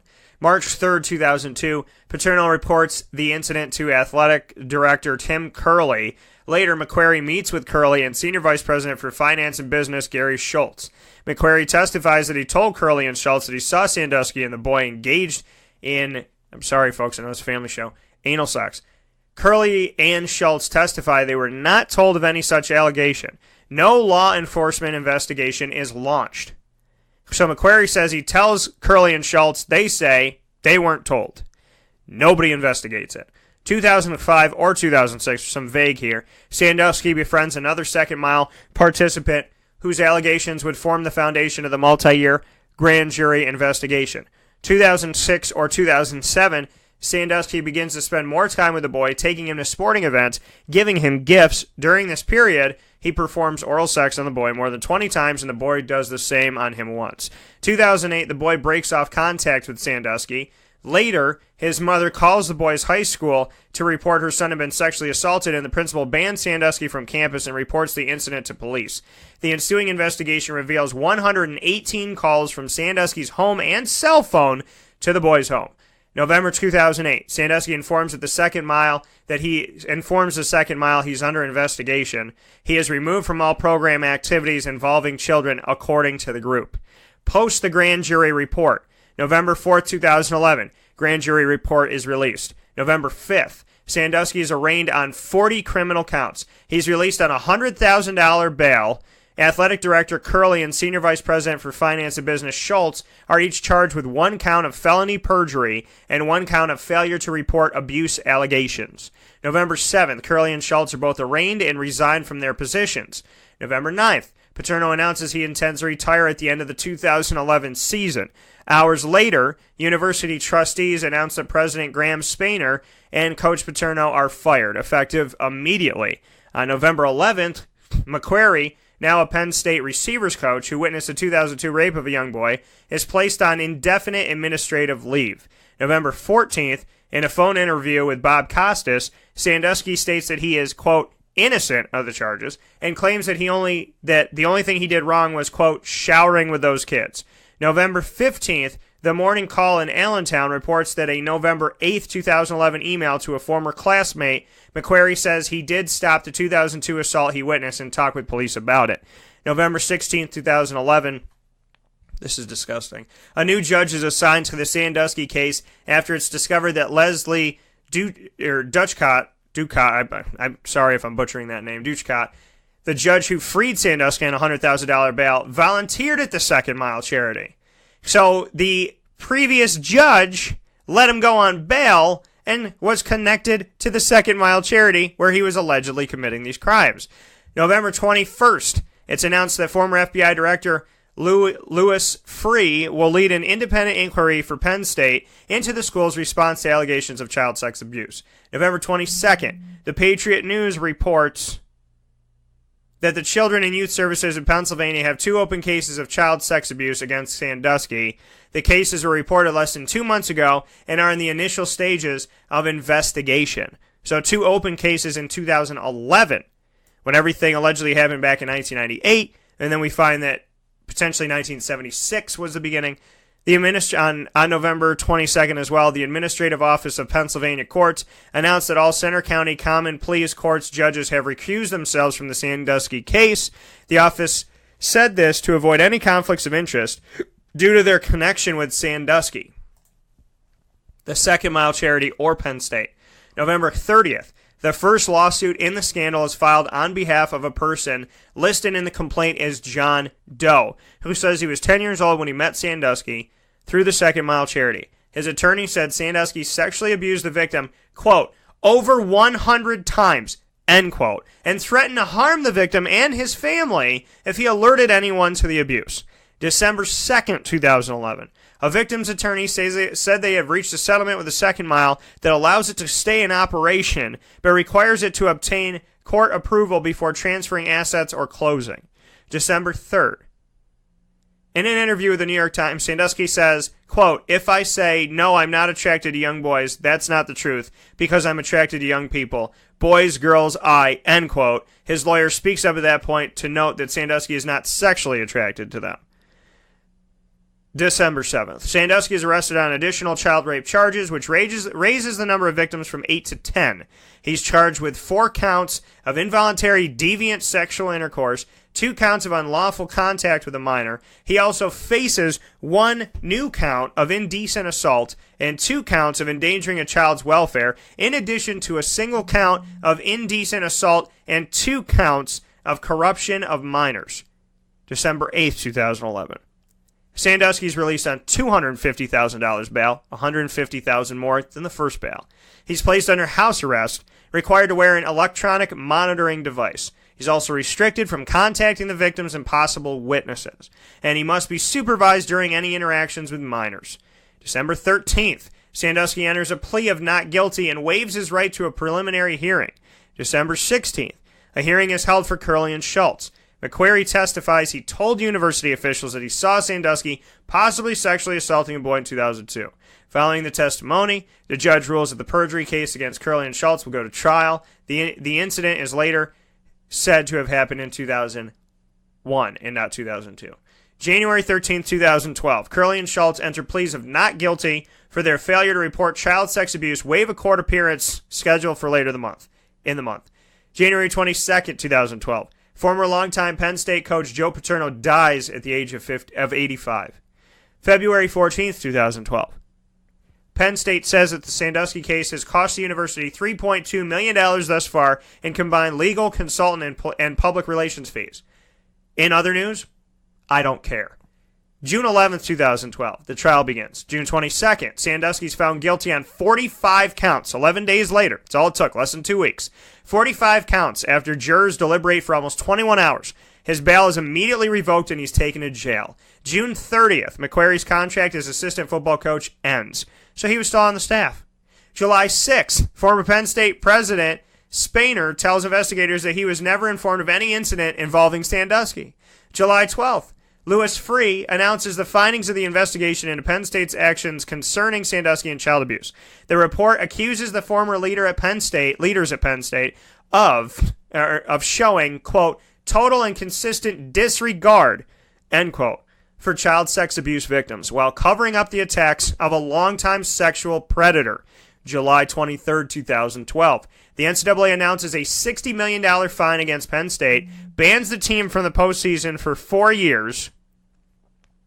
Additionally, the school must vacate all wins from 1998 to 2011 and will lose 20 football scholarships a year for 4 seasons. The Big Ten Conference rules that Penn State's share of bowl revenues for the next 4 seasons, roughly $13 million, will be donated to charities working to prevent child abuse.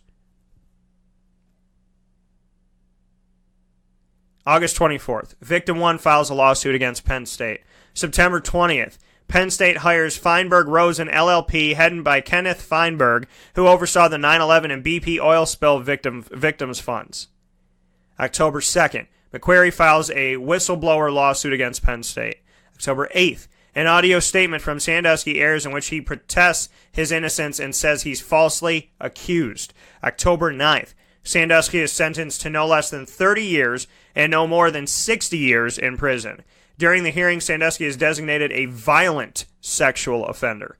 October 15th, plaintiff John Doe, 21-year-old male, files a lawsuit against Sandusky, Penn State, Second Mile, Spainer, Curley, and Schultz. Doe alleges that he would not have been assaulted by Sandusky if officials who are aware he was molesting boys had not covered up his misconduct. October 18th, Sandusky's lawyers file an appeal. November 1st.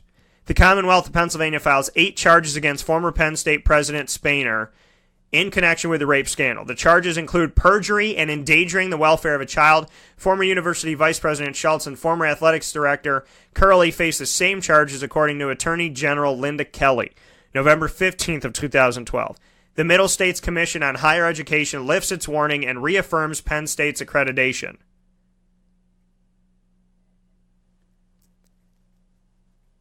I'm going to read that again. November 15, 2012. The Middle States Commission on Higher Education lifts its warning and reaffirms Penn State's accreditation. December 5th. The trial for Curley and Schultz, scheduled for January 7, 2013, is postponed until further notice. January 30th, 2013. Judge John M. Cleland denies Sandusky's appeal for a new trial. Shout out to you, Judge. July 30th, 2013. A judge rules that Spainer, Curley, and Schultz will face trial on obstruction of justice and other charges related to the Sandusky child sex abuse scandal. August 26th, attorneys announced Sandusky's adopted son and 6 other victims have finalized settlement agreements. October 2nd, the Superior Court of Pennsylvania denies Sandusky's appeal. Shout out to the Superior Court. October 28th, 2013, Penn State announces it has reached settlements with what it calls 26 victims of Jerry Sandusky, and the amount paid by the university totals $59.7 million. April 2nd, 2014, Supreme Court of Pennsylvania denies Sandusky's appeal again. Pardon me, that's the Supreme Court. It was originally Judge John M. Cleland, then the Superior Court, then the Supreme Court. They all denied it. Good for them. September 8th, 2014, NCAA ends the Nittany Lions postseason ban and scholarship limits. The $60 million fine and the 13 years of vacated wins for renowned coach Paterno remain in place. January 16, 2015, the NCAA agrees to restore 111 of Paterno's wins as part of a settlement of the lawsuit brought by State Senator Jake Corman and Treasurer Rob McCord. Also, as part of the settlement, Penn State agrees to commit $60 million to the prevention and treatment of child sexual abuse. December 23, 2015. A spokeswoman for the state of Pennsylvania Employee Retirement System says Sandusky will receive $211,000 in back payments, and his regular pension payments will resume. This is a result of a November 13th court ruling that reversed a 2012 decision to terminate Sandusky's pension under a state law that allows a termination of pensions of public employees convicted of a disqualifying crime. The judge said in his ruling that Sandusky was not employed at the time of the crimes he was convicted of committing, so he got his money back. January 22nd, 2016, a 3-judge panel reverses the obstruction of justice and conspiracy charges against Spainer, Curley, and Schultz, and the perjury charges against Spainer and Curley. They just made out like bandits up to this point. May 4th, 2016, a new allegation proposed Paterno knew that his assistant coach Sandusky was sexually abusing a child as early as 1976, according to a new court filing. The ongoing lawsuit, filed in 2013, seeks to determine whether Penn State or its insurance policy is liable for paying Sandusky's victim. At least 30 men were involved in a civil settlement with Penn State, and the number of victims could be even higher. May 6, 2016. CNN reports the story of another alleged victim who explains how he was a troubled young kid in 1971 when Sandusky raped him in a Penn State bathroom. Then he says his complaint about it was ignored by Paterno. Now, we're talking about Sandusky doing it while he was still working, which means all his money would go away again. July 12, 2016. Newly unsealed court documents allege that Paterno knew about Sandusky's abuse and that he dismissed a victim's complaint. August 12, 2016. In a bid for a new trial, Sandusky testifies at a post-conviction hearing, claiming his lawyers bungled his 2012 trial. On the stand, Sandusky describes what he said was bad media and legal advice given to him by his former lawyer, Joseph Amendola. That bad advice, he said, included an interview he granted to Costas on NBC. November 3rd, the Department of Education fines Penn State $2.4 million for violating the Clery Act, a law that requires universities to report crimes on campus. It's the largest fine in the history of the act. March 13th, 2017. Former Penn State Athletic Director Curley and former Vice President Schultz plead guilty to a misdemeanor charge of endangering the welfare of children in exchange for the dismissal of felony charges. So Curley and Schultz got off with a slap on the hand. June 2nd, 2017. The former president of Penn State University, Spainer, and 2 other former administrators are sentenced to jail terms for failing to report a 2001 allegation that assistant coach Sandusky was molesting young boys. Spainer, whose total sentence is 4 to 12 months incarceration, not enough time, will be on probation for 2 years and must pay a $7,500 fine, not enough, according to Joe Grace, a spokesman for the Pennsylvania Attorney's General Office. Former athletic director Curley is sentenced to 7 to 23 months incarceration, not enough, and 2 years probation, Grace said. He will serve 3 months in jail, followed by house arrest, and pay a $5,000 fine. Poor you. Former senior vice president for finance and business Schultz is sentenced to 6 to 23 months incarceration, 2 years probation. He will serve 2 months in jail, followed by house arrest, and pay a $5,000 fine, according to Grace. You thought it was over? January 9th, 2018, this year, Penn State reports that the total amount of settlement awards paid to Sandusky's victims is now over $109 million.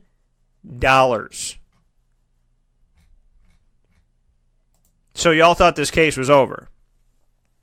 Oh, it ain't over. Not by a long shot. And the sexual deviant continues to appeal and is blaming his lawyers. Oh, they didn't know what they were doing. Okay. You keep telling yourself that, buddy. Keep telling yourself that. Watching the show, and this is the thing. You know, people want to say what they want to say about acting. It was a good movie. Why? Because it makes people watch it. Why? Because it's Joe Paterno, and Al Pacino's playing him, and it compels you to watch it. And the guy that plays Jerry Sandusky disgustingly looks exactly like Jerry Sandusky.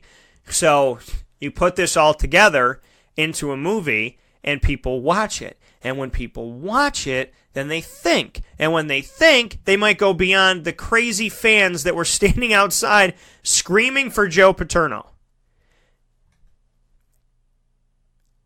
Folks, the timeline of accusations went back to 1994, and then we see, no, maybe it's 1976 when things started. We have a timeline from 1994 to 2018.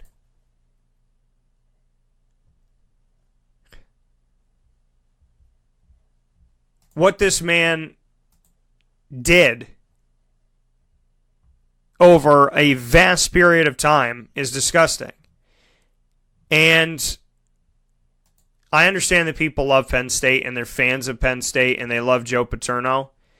You can't, that doesn't equal out and delete this. Okay? I might piss people off by saying this, but if Joe Paterno hid things, bless him in heaven. You know, I'm not trying to go against his soul or his spirit. If he knew about this stuff,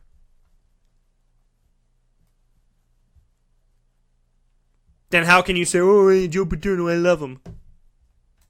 Do you love your children? Do you love yourself? Would you like someone to sexually abuse you? Let alone at 10 years old.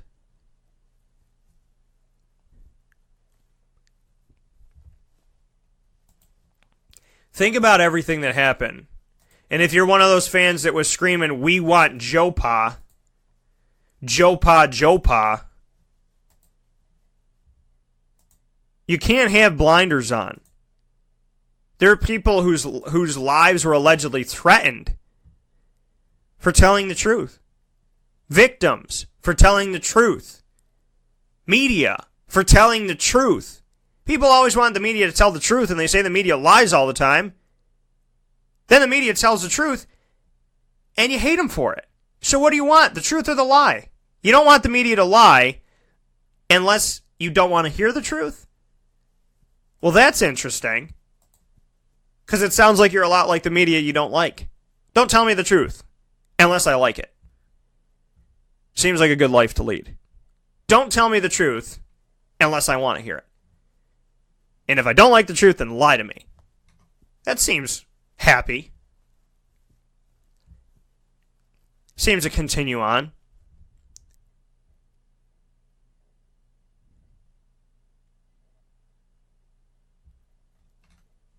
Now, did Joe Paterno do this to the kids? No. There's no sign that he did. Right? It was Jerry. It was Jerry. But for Schultz, for Spainer, for Paterno, for Curley, whoever kept their mouth shut led to more victims, more pain, more suffering, more lives drastically altered. And you have to think about that. If Joe Paterno was involved in turning a blind eye, just turning away, if he did that, and he knew, I don't care how many games he won. I want to know how many children were raped, attacked, and assaulted after he turned his back. That's the only statistic that matters. Nothing else. And don't even try to tell me that there's something else. Oh, he won 400. I don't care. I don't care. It could be anybody. You can't look at a coach or an institution and say, well, we don't want to ruin the history. I can't live if Joe Paterno did. If he did that, then he did that. If he did that, then he assisted Sandusky in continuing his reign of terror. Okay? If I know the guy next door is beating his wife, and I don't call the cops, maybe one day he kills her. That's on my conscience. That's on me. I'm not involved. I didn't beat her. I didn't hurt her. But I know it's happening. And I said nothing. And now she's gone. And he's fine. He pleads this, that, whatever. He's got friends in the force. And he gets to stay home with the kids and beat the hell out of them now. What have I done? Nothing. By doing nothing, a whole lot of everything happened. Joe Paterno died amidst all of this. But he looked conflicted, and how quickly he passed away amidst all of this shows me that, they say cancer, this, that, and the other thing, but stress had to have been involved. Because he's going about his life, he's doing his thing, he's not in perfect health, but it's like, boom, this happens, and then he's gone. Like a whisper in the wind. I know people love Joe Paterno. I know people love Penn State. But if you wake up this morning and are screaming, Joe Pa, and not thinking about one of those kids, this world is so sick that we can get so involved in supporting something and not see what's going on in the background. When you're screaming, Joe Pa, Joe Pa, Joe Pa, and fighting with the cops, victims' families are watching those videos. And they're wondering, where's the justice? Where's the justice in a judge who is working with the second mile, hearing the case on Sandusky and letting him go home? Where is the justice? Where is the justice in being told that Sandusky's a good guy and we, don't mess with a good guy? Do you know how terrifying it is to be abused? And then they have somebody tell you, you don't want to fight this case? You don't want to go up against that name? Because you're not going to win. Do you know how terrifying that is? You probably don't. I hope to God you don't. Because it would be horrible for you to know that pain. To be abused, to be hurt, to be messed with in the brain, and then have somebody tell you, don't tell the truth because the name on the other side is bigger than you and they'll eat you alive. Do you know how many victims stay victims because they're afraid of the power of the person victimizing them? Jerry Sandusky is a disgusting human being. The people that protected him are disgusting human beings. And if one of those people happens to be Joe Paterno, your conscience needs to be your guide and not the media guide of how many wins he has. And I would say that about any coach. We'll take a step aside here on Wake Up Call with Dan Tortora and be back in just a moment with ingredients to success. This is a Wake Up Call Fast Break. Hi, this is Kira from Looking Glass Events, where we're always giving you a reason to celebrate. Whether you have a small business, large business, personal event, or wedding, we are available to plan and coordinate your dream event to life. Every detail, every step, Looking Glass Events is working with you all the way. Call us at 315-702-4653. That's 315-702-4653. Or contact us through our website, lgweddingsandevents.com. Looking Glass Events, giving you a reason to celebrate. The Penn and Trophy Center on 111 East Willow Street in Syracuse, New York, has been making memories for Central New York for over 60 years. It has the trophies for your teams, and when you walk in there, it's so much more than just that. When you walk into the Penn and Trophy Center, you are immersed in the reality that anything can be customized, anything can be engraved, whether it's for your anniversary, your wedding, your bar mitzvah, your birthday party, whatever you want to do with that memory, that watch from grandpa, or that bracelet from mom, or that wedding ring that's been passed down through your family. If you want to get something engraved with a memory to last a lifetime, the Penn and Trophy Center, 111 East Willow Street in Syracuse, New York, where memories are made and where memories last a lifetime. For all of us that have always wanted our favorite restaurant to come to us, it's now a reality in Central New York with It's a Utica Thing, with Utica Pizza Company bringing their wonderful recipes that they've handed down through generations to you, to your event, to your business, to your home. It's a Utica Thing, proudly bringing Utica Pizza Company on wheels to your location. Call 315-738-8946. That's 315-738-8946 to bring Utica Pizza Company to your doorstep with It's a Utica Thing. Welcome back here to Wake Up Call with Dan Tortora on wakeupcalldt.com, your one-stop sports shop, and on mixlr.com/wakeupcalldt. Rounding out Tuesday's show as we always do with ingredients to success, proudly brought to you by Utica Pizza Company. Utica Pizza Company is available to you on 628 South Main Street, North Syracuse, New York, right by the Sweetheart Corners and the Syracuse Hancock International Airport, right down the road from there. You can connect to Utica Pizza Company on 628 South Main Street, North Syracuse, New York, coming through Liverpool off a bunch of different major highways, Cicero, Clay, Mattydale, within North Syracuse, Syracuse itself, right by the city. It's very, very easy to get to and very centrally located. 628 South Main Street in North Syracuse, New York, right by Sweetheart Corners. If you would like to go to them for catering or takeout or delivery, you can call 315-214-3060. It's 315-214-3060. Utica Pizza Company, constantly, every day, bringing you the recipes that were on the family table to your table in the best of ways. And I want to thank them for all the work they do, to Charlie and Phil and the entire team at Utica Pizza Company. Thank you for the work that you do. We appreciate it very, very much. And the vast help that you've brought to this community that goes well beyond food. Thank you so much for all that you're doing, and much appreciated for the work that you do. So, thank you.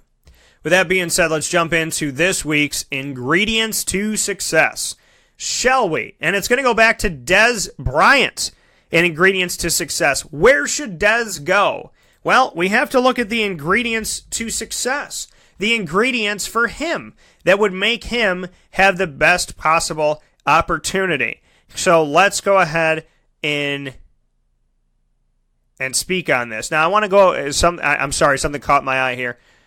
Matthew on Twitter at Matthew60552-173 said, Des Bryant, a buddy of mine, got buried in your jersey. He'll wear the number 88 of Dallas forever. Remember, no matter where you'll go, you'll always be a legend in Texas.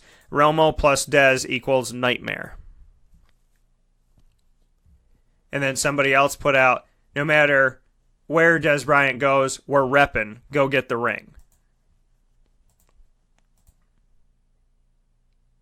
So, with that being said, ingredients to success for Des Bryant. Where does he go? I went through the teams that he could potentially go to. Obviously, he's not going to Dallas. We'll go back to the NFC East in a second. He's not going to stay there. He got kicked out of there. So we have 31 teams to look at.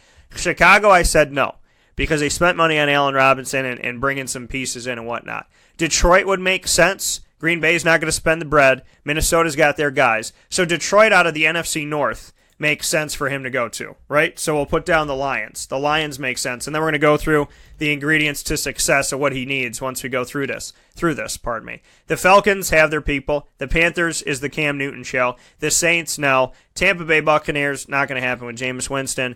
And I just don't see it there. Because that's not where he's going to go and have an opportunity to win a championship, in my opinion, right now. The Arizona Cardinals make sense. The Cards make sense for sure. So going to put the Cardinals down. They need some help, and they're not going to have Larry Fitzgerald forever. And wouldn't that be a nightmare? Who would ever thought that Larry Fitzgerald and Des Bryant would be on the same team lining up on opposite sides of the field, and you have to figure out which one you're going to send more people toward? That's pretty amazing. The Rams could make sense because the Rams like spending that bread, so the Rams could make sense as well. The Niners, I already spoke about. The Niners make sense. I don't see him going to the Seahawks. Just doesn't make sense to me. Seahawks have no running game, and so nothing to alleviate. And when you know that they're going to pass the ball 99% of the time, or that they should pass the ball 99% of the time, it doesn't help you guys out. So I don't really like that scenario for Dez. To look at the rest of them, the Buffalo Bills, I didn't like this because I don't know what A.J. McCarron's going to be and what they're going to choose to do moving forward. So they do need help at wide receiver potentially. I just don't think that Dez is going to go there because this is the team that could win 7 games, could win 3 games. They could be all over the place this year. Miami, no, because the quarterback problems are a drastic issue. The Patriots, he's not going to do that. The Jets would make some sense. But the Jets have quarterback woes. But that's why we're going to talk about the ingredients to success. The Baltimore Ravens, they make some sense here because they have had problems at wide receiver for the better part of the last 3 or 4 seasons with Joe Flacco there. The Bengals, they're not going to do that. They don't even know how. I mean, A.J. Green doesn't stay healthy, and there's never a true number 2 guy there. They need to figure that out. I don't think Dez wants to go into that storm. The Cleveland Browns, they make sense. Antonio Brown being in with Pittsburgh keeps him out of there. Houston makes sense. We're gonna go around here and see what the ingredients to success are for him to move forward. The Colts need help, but Andrew Luck, not a good look. The Jaguars make sense. Marcus Mariota and the Titans kind of teetering on, are they good or are they not? Are they, they made some good moves. They brought in some Patriots, but at the same time, the Tennessee Titans is, to me, it's not the best place for a wide receiver to end up right now. The Denver Broncos, you don't know who the hell. I mean, who's going to be the quarterback? Case Keenum? Maybe. Perhaps. What's it going to look like there? Who knows? Kansas City, Pat Mahomes coming in there in his first season because he watched last year under Alex Smith, so I don't like that. Phillip Rivers, no. Oakland Raiders, maybe. So, here's the list I have for Dez Bryant. Lions, Cardinals, Rams, Niners, Jets, Ravens, Browns, Texans, Jaguars, Raiders. I have 10 teams. 10 of the 31 that are not named the Dallas Cowboys. So about a third of the league makes sense, in my opinion, for Dez Bryant. So what are the ingredients to success for Dez Bryant? Well, you want a good quarterback. So that leaves you a good quarterback who has proven himself somewhat to be able to get things done, right? So that leaves us with the Lions with Matt Stafford. That leaves us with, in my opinion, the Jaguars with Blake Bortles. with him doing more with less. I like Derek Carr of the Raiders, even though there's been some struggle there. Deshaun Watson, he's exciting as a young cat.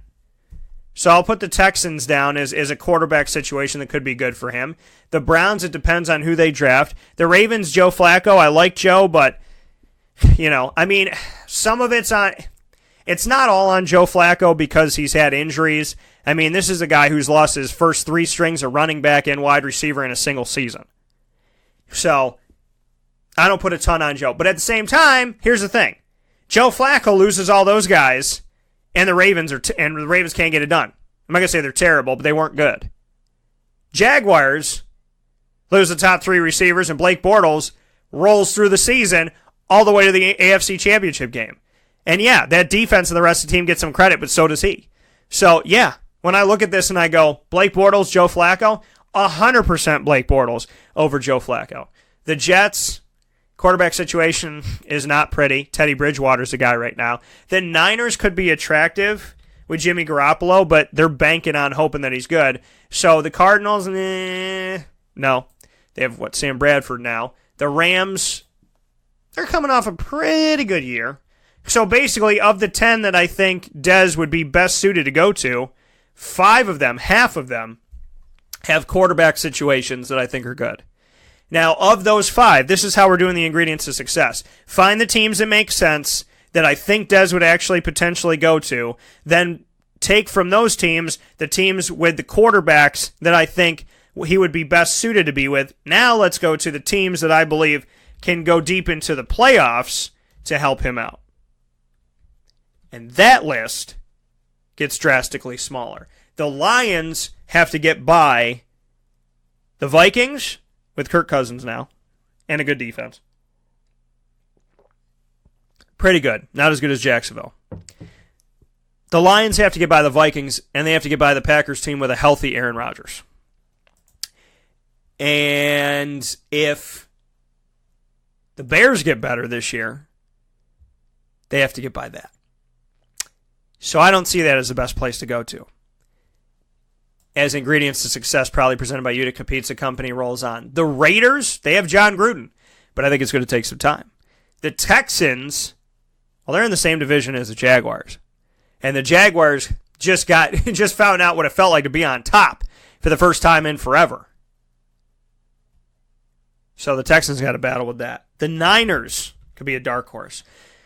So now I take 31 teams, decrease it to 10. Of those 10, decrease it to 5. Of those 5, the best playoff options, the Jaguars in the AFC, the Niners in the NFC. And this is where I sit. I know that people are saying that, it's like, okay, well, he wants to go and he wants to play Dallas twice a year and he wants to be personal. You got to figure this out, okay? That's not an ingredient to success. Making it personal is not an ingredient to success. And 9 times out of 10, when you try to make it personal, it doesn't work out, okay? And you don't end up playing as well as you can or doing as well as you can. It's not the right way to go. So I'm not for this, okay? I'm not for him making it personal because let's go back to the NFC East, shall we? The Washington Redskins, they could always use some help at wide receiver. But their quarterback is Alex Smith. Philadelphia, it's already crowded.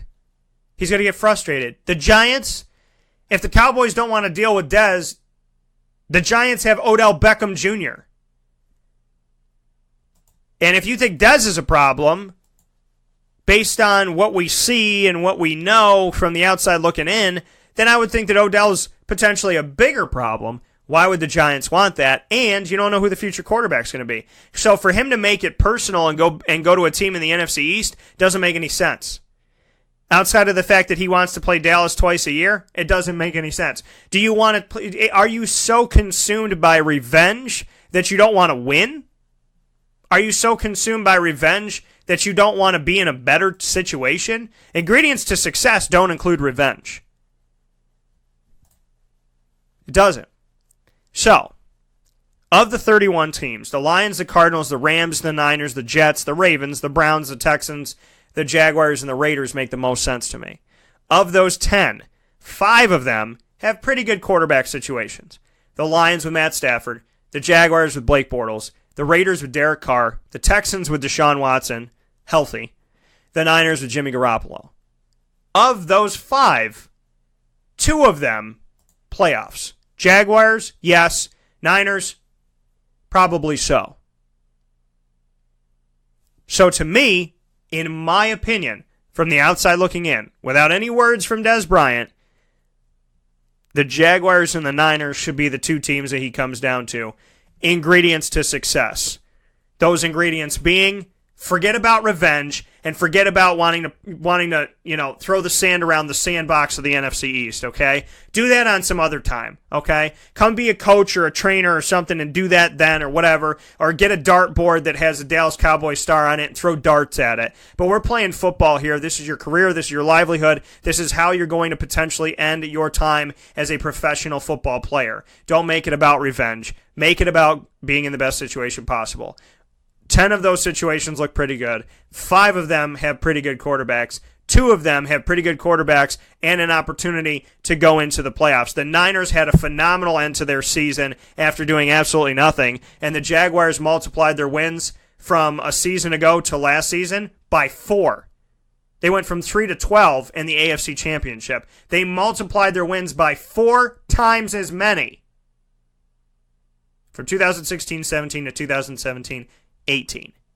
And they've kept most of their pieces together. The only thing they've gotten rid of is their wide receivers that were their number 1 and number 2 guys. And Dez is a number 1 guy. So there you go. And the Niners don't have a number 1 guy, because I'm not going to say Trent Taylor or Pierre Garçon. I'm not going to, or Marquise Goodwin. None of them are number 1s to me.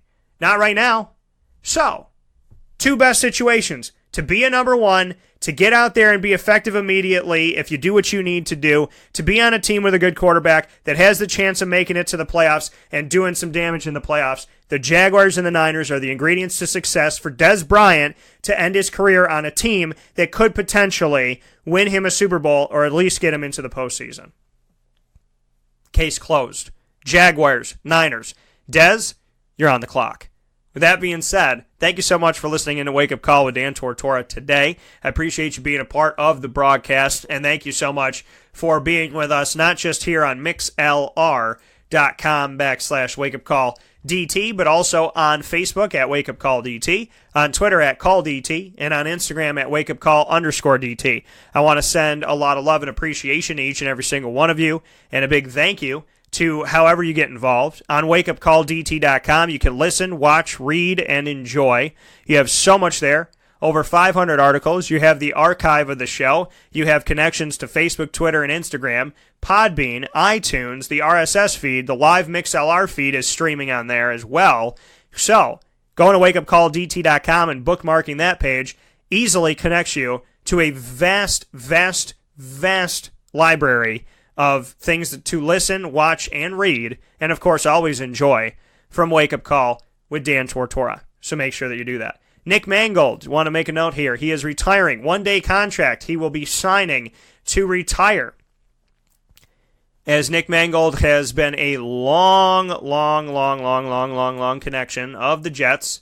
He will sign his 1-day contract with the Jets, and this 7-time Pro Bowl center will bid adieu to his time playing in the NFL. God bless him. God bless him and Godspeed to Nick Mangold. And all the best to him as he moves on from here. And we move on into Wednesday's show, April 18th, 9 a.m., and we're going to go to about 10:30 a.m. Eastern Time because we have our annual spring practice call here. Oh, at 10:45, pardon me. So that's when we're going to start.